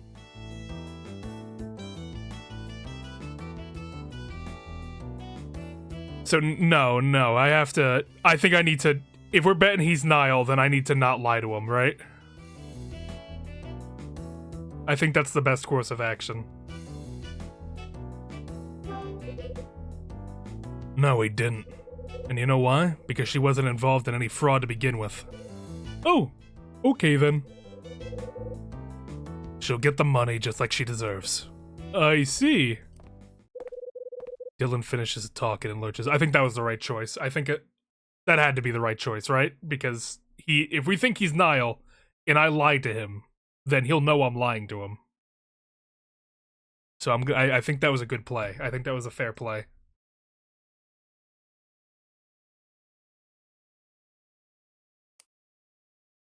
Hate that guy. Get away from my door. Did you bug my room? I bet you bugged my room, you psychopath. You bugged my phone for sure. Time to give Rach a call. I would...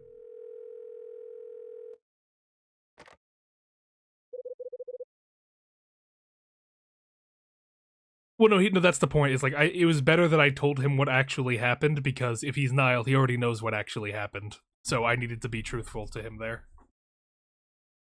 It's like, I imagine how, like, as a player, you might think, I just want him gone, I'll just tell him a lie, and then he'll leave me alone. With like, yeah, he found what he wanted, that's why he left. Go away, get away from me. Red Crown, how may I help you? Yeah, it's me, what's up? Ed wants to speak with you. Can't wait. I'll hand you over. I love the sound of your voice, Rachel. Hey, Hyde, it's me.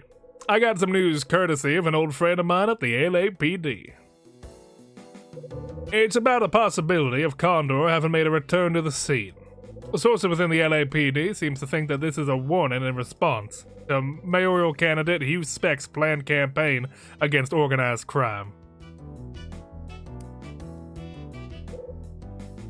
Warning. Yeah, a blatant warning made by Niall. It's their way of saying that if the police choose to strike against them, they got their own counter-strike ready to be deployed. Hang on, why would Niall use the resurrection of Condor as a retaliation against the LAPD? Doesn't add up. Well, an old friend of mine on the force once let slip that with regards to Niall, there's something the LAPD aren't letting on. And it concerns Condor. Whatever it is, they certainly don't want it made public. Ed, do you think there's any way you could get more information on that? More? I suppose if there's any more to be had, it might be possible. I've been unearthing some facts of my own, too. You have you? Listen, Ed. There was a guy 13 years ago who thought that he discovered a link between Niall and Condor. He wound up dead, but a friend of his told me my dad may have been somehow involved. Alright, I'll see what I can do. Perhaps if I extend the net to include what Frank Raver was doing, we might get lucky. Yeah, it'd be helpful.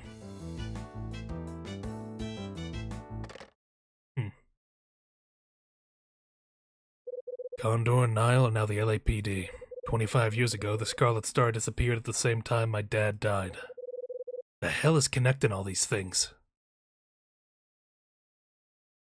3 o'clock.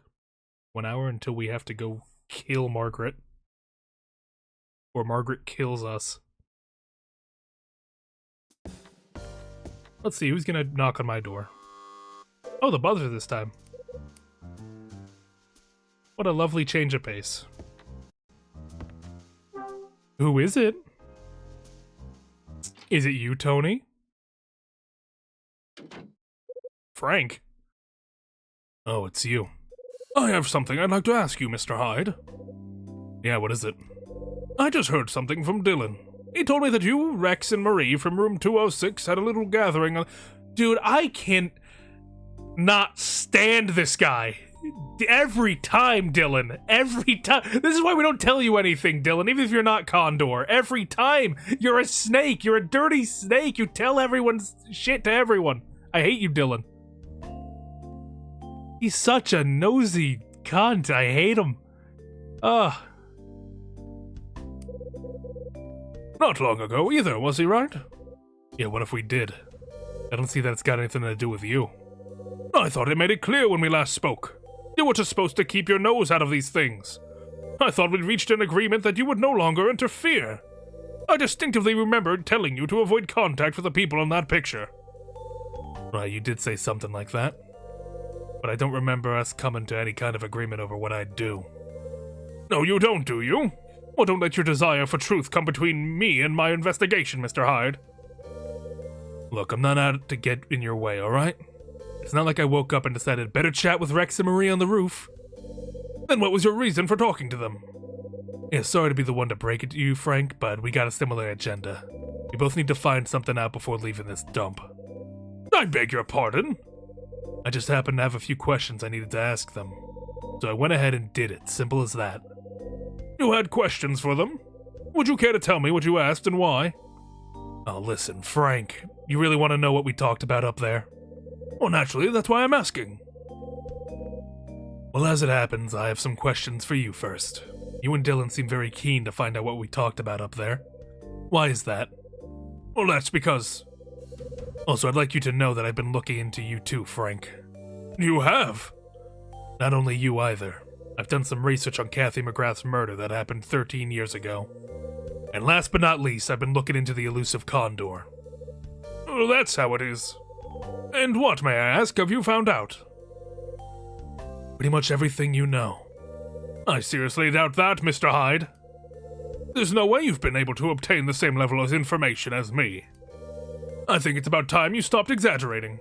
I'm aware of the fact that you were a detective and you made your way here from Manhattan. But I was on the LAPD when the incident occurred, and I've been investigating ever since. There's no way on earth you could be more informed than I am, Mr. Hyde.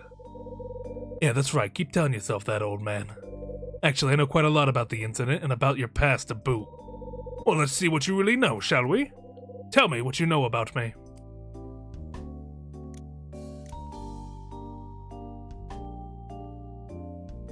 I don't think I jumped straight into the Condor bit.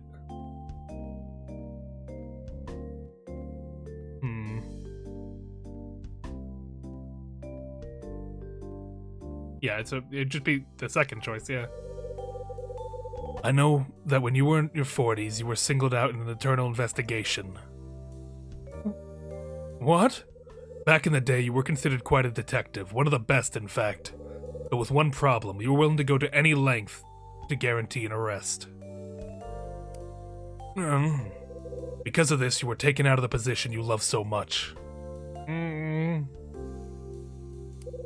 It seems you've done your research, Mr. Hyde. But I have to ask, how did you come across such a detailed information? You don't need to worry about how I came across it, just that I know it. Probably a good idea not to ask any more stupid questions, too. I'll ask whatever I please. So I take it you also know about the link between Condor and a certain organization? Yeah, I know Niles behind Condor. The last guy who tried to expose the connection wound up in the morgue. You've certainly done your homework. How did you make so much progress in your investigation, may I ask? Didn't I already tell you? We share a similar agenda. We both want to find something out before leaving here. You're set on finding out what happened in the incident 13 years ago, and I'm looking into another incident that happened here a long time ago. Really? And which incident might that be?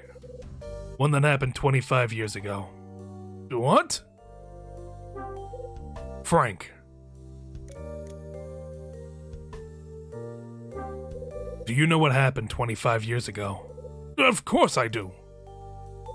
Mr. Hyde, tell me, what are you trying to discover about the incident 25 years ago?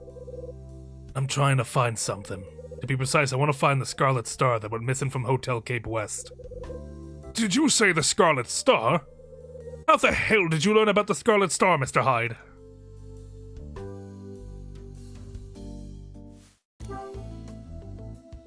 Frank, you know about the Scarlet Star?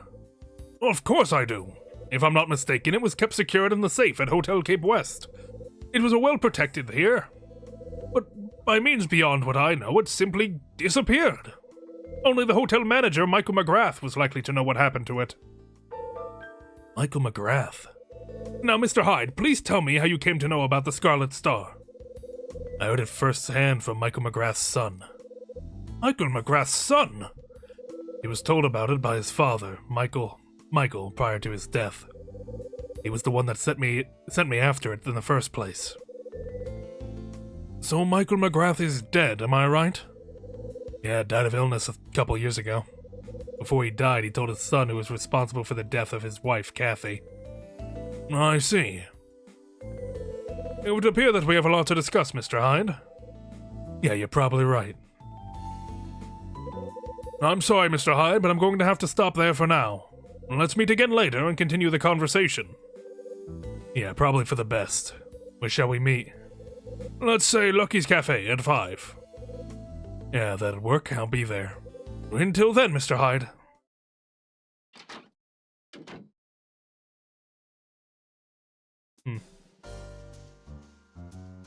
Well,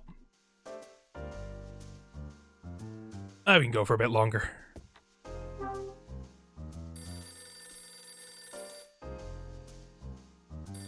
Got a little bit more I can do. Huh? It's my phone.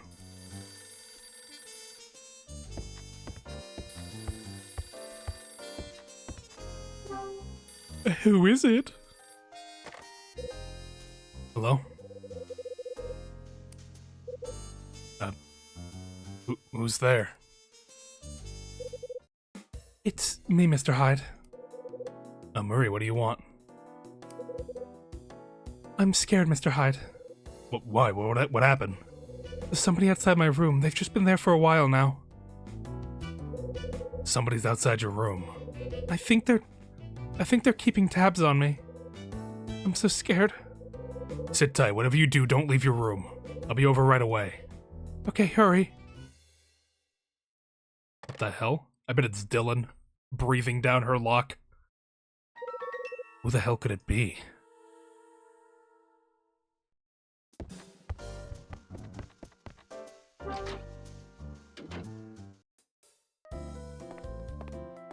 Yeah, look, there he is. Look at him. Look at that fat fuck. That's... Look at him. Dylan. He's got like a hammer in his hand. What's he doing? You freak. Hey. Hey, Mr. Hyde. What are you doing here? Nothing much. More maintenance, huh? Yeah, that's right. Oh, don't lie to me. What? Tell me what you're really hanging around here for. What am I really doing? I don't understand. Don't play dumb with me. You were desperate to find out what happened on the roof. Then you went out of your way to speak to Frank. And now you're loitering in front of Marie's room. What are you after? What are you trying to imply, Mr. Hyde? You're jumping to conclusions. Dylan looks annoyed as he moves away and heads up to the 3rd floor. I don't trust him one bit. What a freak, man. He's like a raccoon.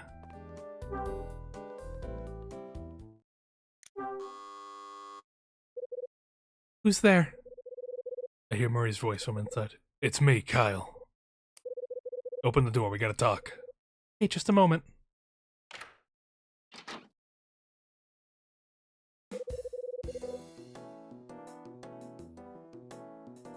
Your mystery stalker's been unmasked. It was Dylan.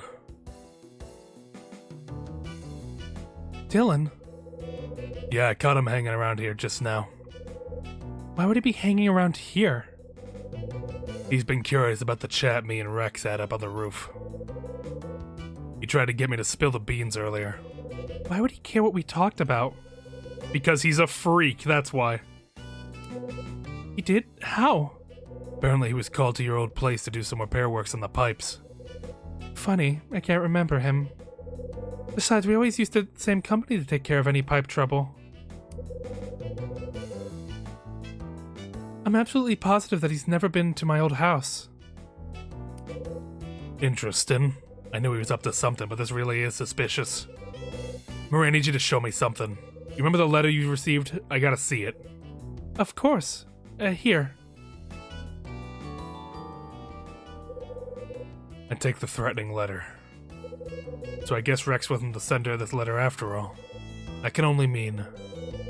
Mr. Hyde, are you about to suggest that the person who sent me the letter was...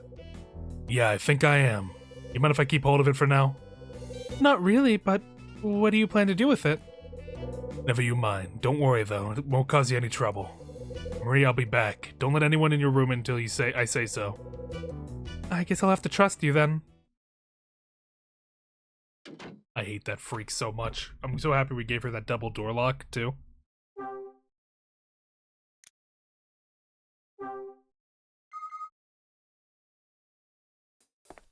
Dylan is a freak, man.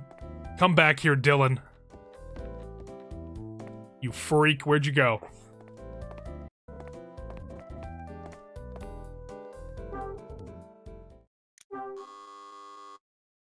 Yeah, come on out, Dylan. Mr. Hyde, I'm sorry, but I'm kind of busy right now. Yeah, this won't take long, Dylan. I got something to show you.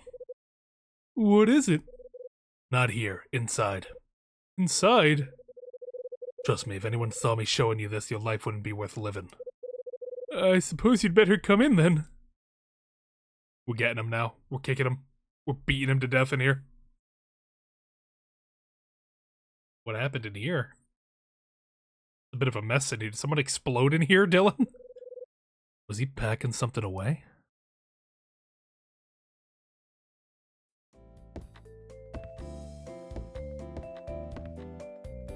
Oh, your stuff got knocked over, Dill. Mr. Hyde, what are you doing? Sorry, I got distracted. Looks like you're getting busy to make a big move, huh? Yeah. Packing your stuff up, were ya? Guess that would explain why you're so flustered. We plan on heading out somewhere later? Yeah, you know, just going out. I see. That's why I can't really give you much of my time at the moment. What was it you wanted to show me? This.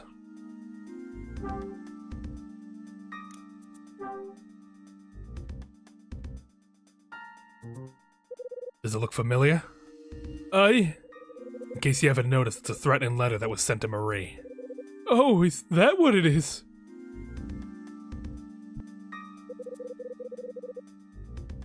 There's no more hiding, Dylan. I know exactly who you are. I don't know what you mean. Don't give me that bull. Tell me who you are. Please, Mr. Hyde, don't shout at me like that. Then start talking. We can really start with what you really were doing outside Marie's room. Right. Do I just listen to what he says first? Please, Mr. Hyde, what are you implying? Just answer me, damn it. Don't give me that bolt. Okay. Dylan, I know what you were doing. You were keeping tabs on Marie. What? I was just doing what I was told to do. You knew Marie before you came here. Or so you claim. That's right, I did. I used to do the plumbing in her old house. Something doesn't add up, Dylan.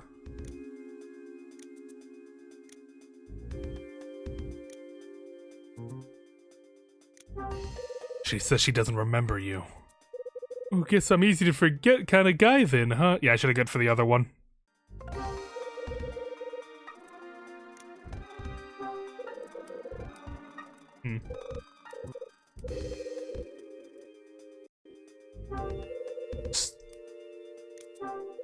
You never been to her old house. What? She told me that whenever they had problems, they used the same service. So now we've established that you haven't been there. How do you really know her? Oh, that's because I was given some information about her. I hate this guy. Dylan, who told you to watch Marie? I can't tell you that. Not that it matters, I already know the answer. Yeah, what do you think you know? I know who told you to watch her. It was probably, Mags, wasn't it?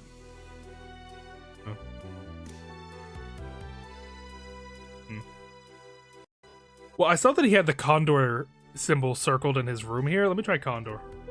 It was Condor. What? No, okay, it was not. Well, they're the same entity, but still. It was Nile. Nile? That's it, isn't it, Dylan? I don't believe it. How the hell did you manage to find out so much? You wrote that threatening letter to Marie under the order of Nile, which means you were likely placed here to watch over the tenants and send the letters. What can I say? My job was to stay here and watch over those women. Multiple? What kind of information did you receive? That would be... It was information you had to relay to her, wasn't it? That's right. Do you know what kind of information it was? Sure, it was about... It was about her brother and husband working for Condor. Right again. Marie was a relative of ex-Condor operatives. She didn't know this, even after the both of them had died. Condor may have disappeared 13 years ago, but it left behind some women who would come in handy for Niall. Condor proved to be a useful subject to Niall in more ways than one. You're sick. The women you were supposed to watch, which women would they be?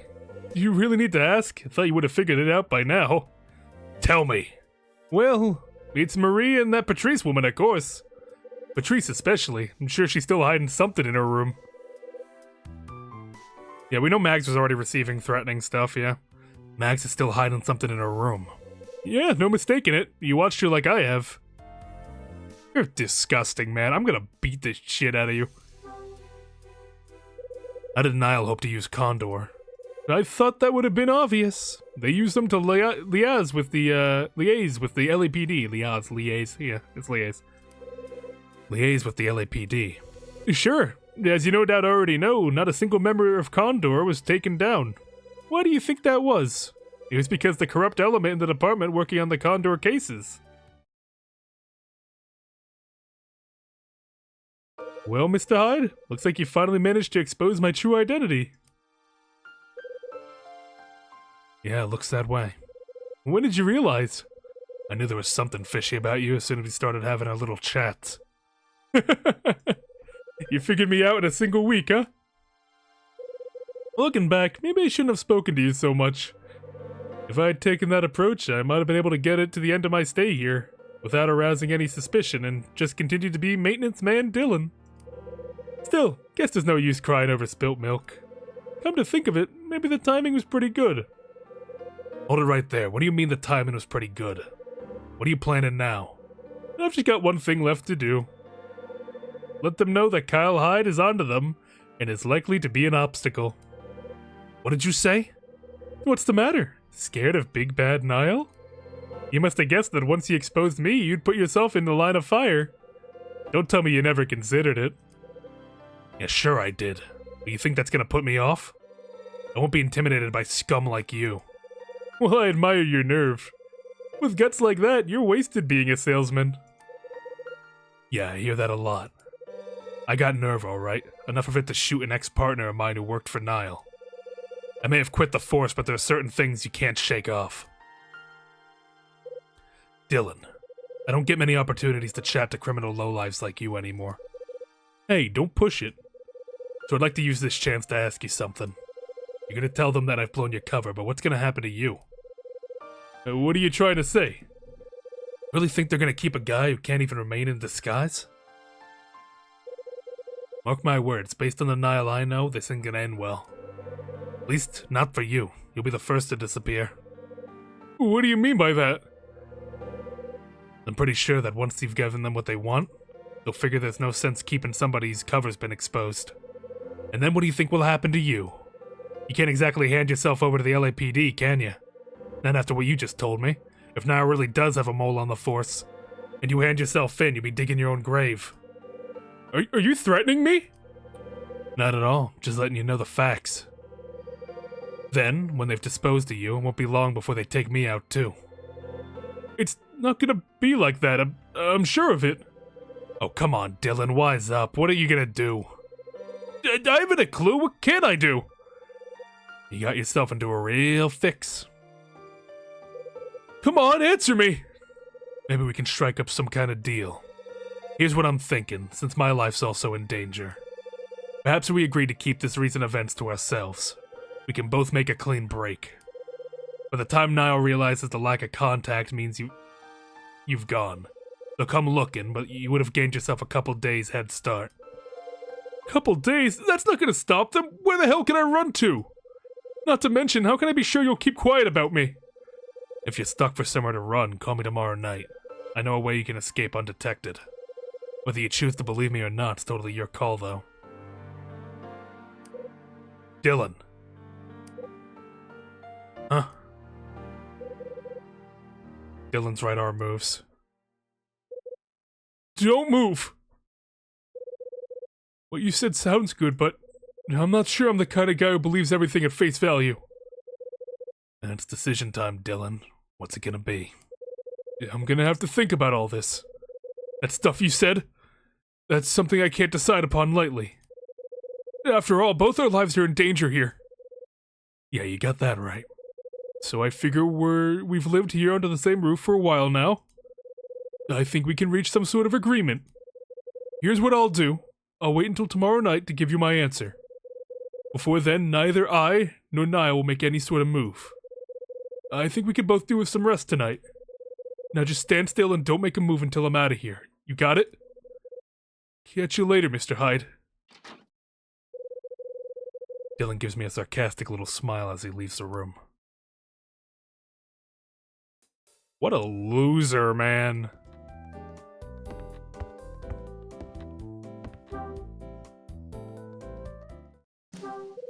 Newspaper lying on the desk. And the jewelry theft in Pasadena. Butterfly displays on the case inside. Some raw crystals on the desk. Seen the type of crystal before. Remember what it's called, though. Looks like tools for making a display case, including preservatives and tweezers. Guess Dylan made all his decorations on his own.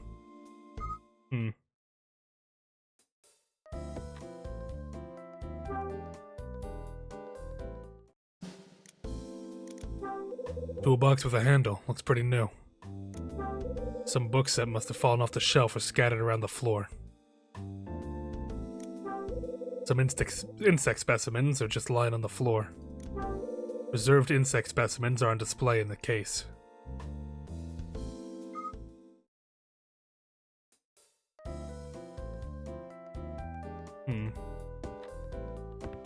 Anything more in here?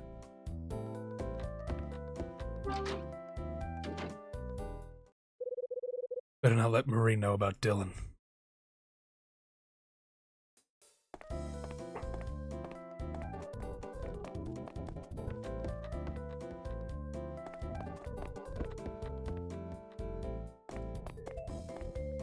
Marie?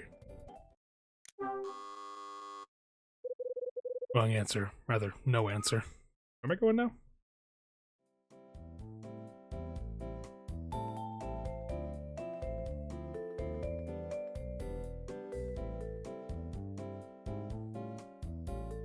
Go back to my room.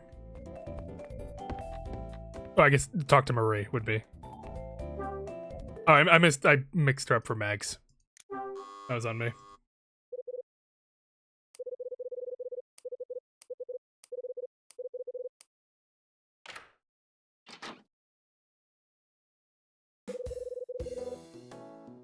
Dylan was behind the threatening letter you received.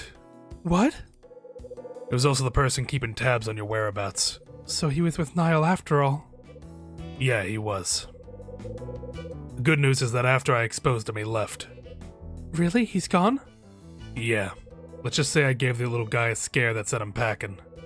Should be enough to keep him away until you're safely out of town. Mr. Hyde. Also, here's your letter back. Mr. Hyde? I've made up my mind. I'm gonna take the chance and leave. I see. Please don't worry about me. After all, I already told you I'm stronger than I look. Marie. You've helped me so much after talking to you. I think I'm ready to make a run for it, no matter what lies ahead. Thank you for everything. As soon as I leave here, lock the door and don't let anyone in, you got that? And when you leave tomorrow, don't tell a soul what you're doing.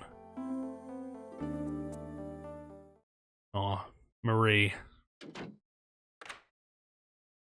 I'm gonna miss you. But that is where we're gonna end it for today, though. That is, I do have things I need to attend to. Let me save here and 4 o'clock. Let me save here and then we're gonna find someone to throw it over to. This was a very good session. We're getting a lot of answers.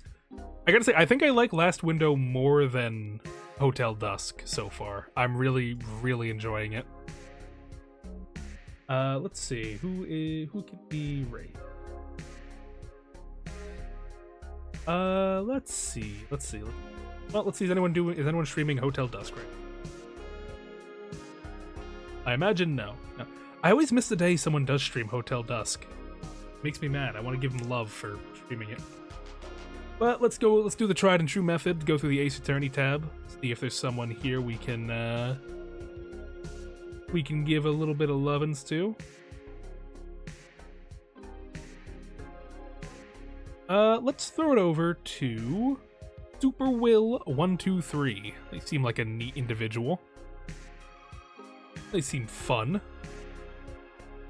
Very handsome. Or beautiful, whatever they prefer. Handsome and beautiful. I'll just account for both bases. So I'm going to throw them over. We're going to raid them. They're doing case 5 of the first game. Yeah, but this has been very enjoyable. Very good mystery game. I'll have to put it on my tier list when I get the chance. Add it to the ranking. Gorgeous. That's perfect. I like that one. We'll call him Gorgeous. They're a very gorgeous individual. But we're going to go over there. We're going to raid him. Going to give him some love. Going to give him some understanding. Going to give him some hustle. You give him my very best. And as always, you must remember to stay quality mistakes. Have a good one.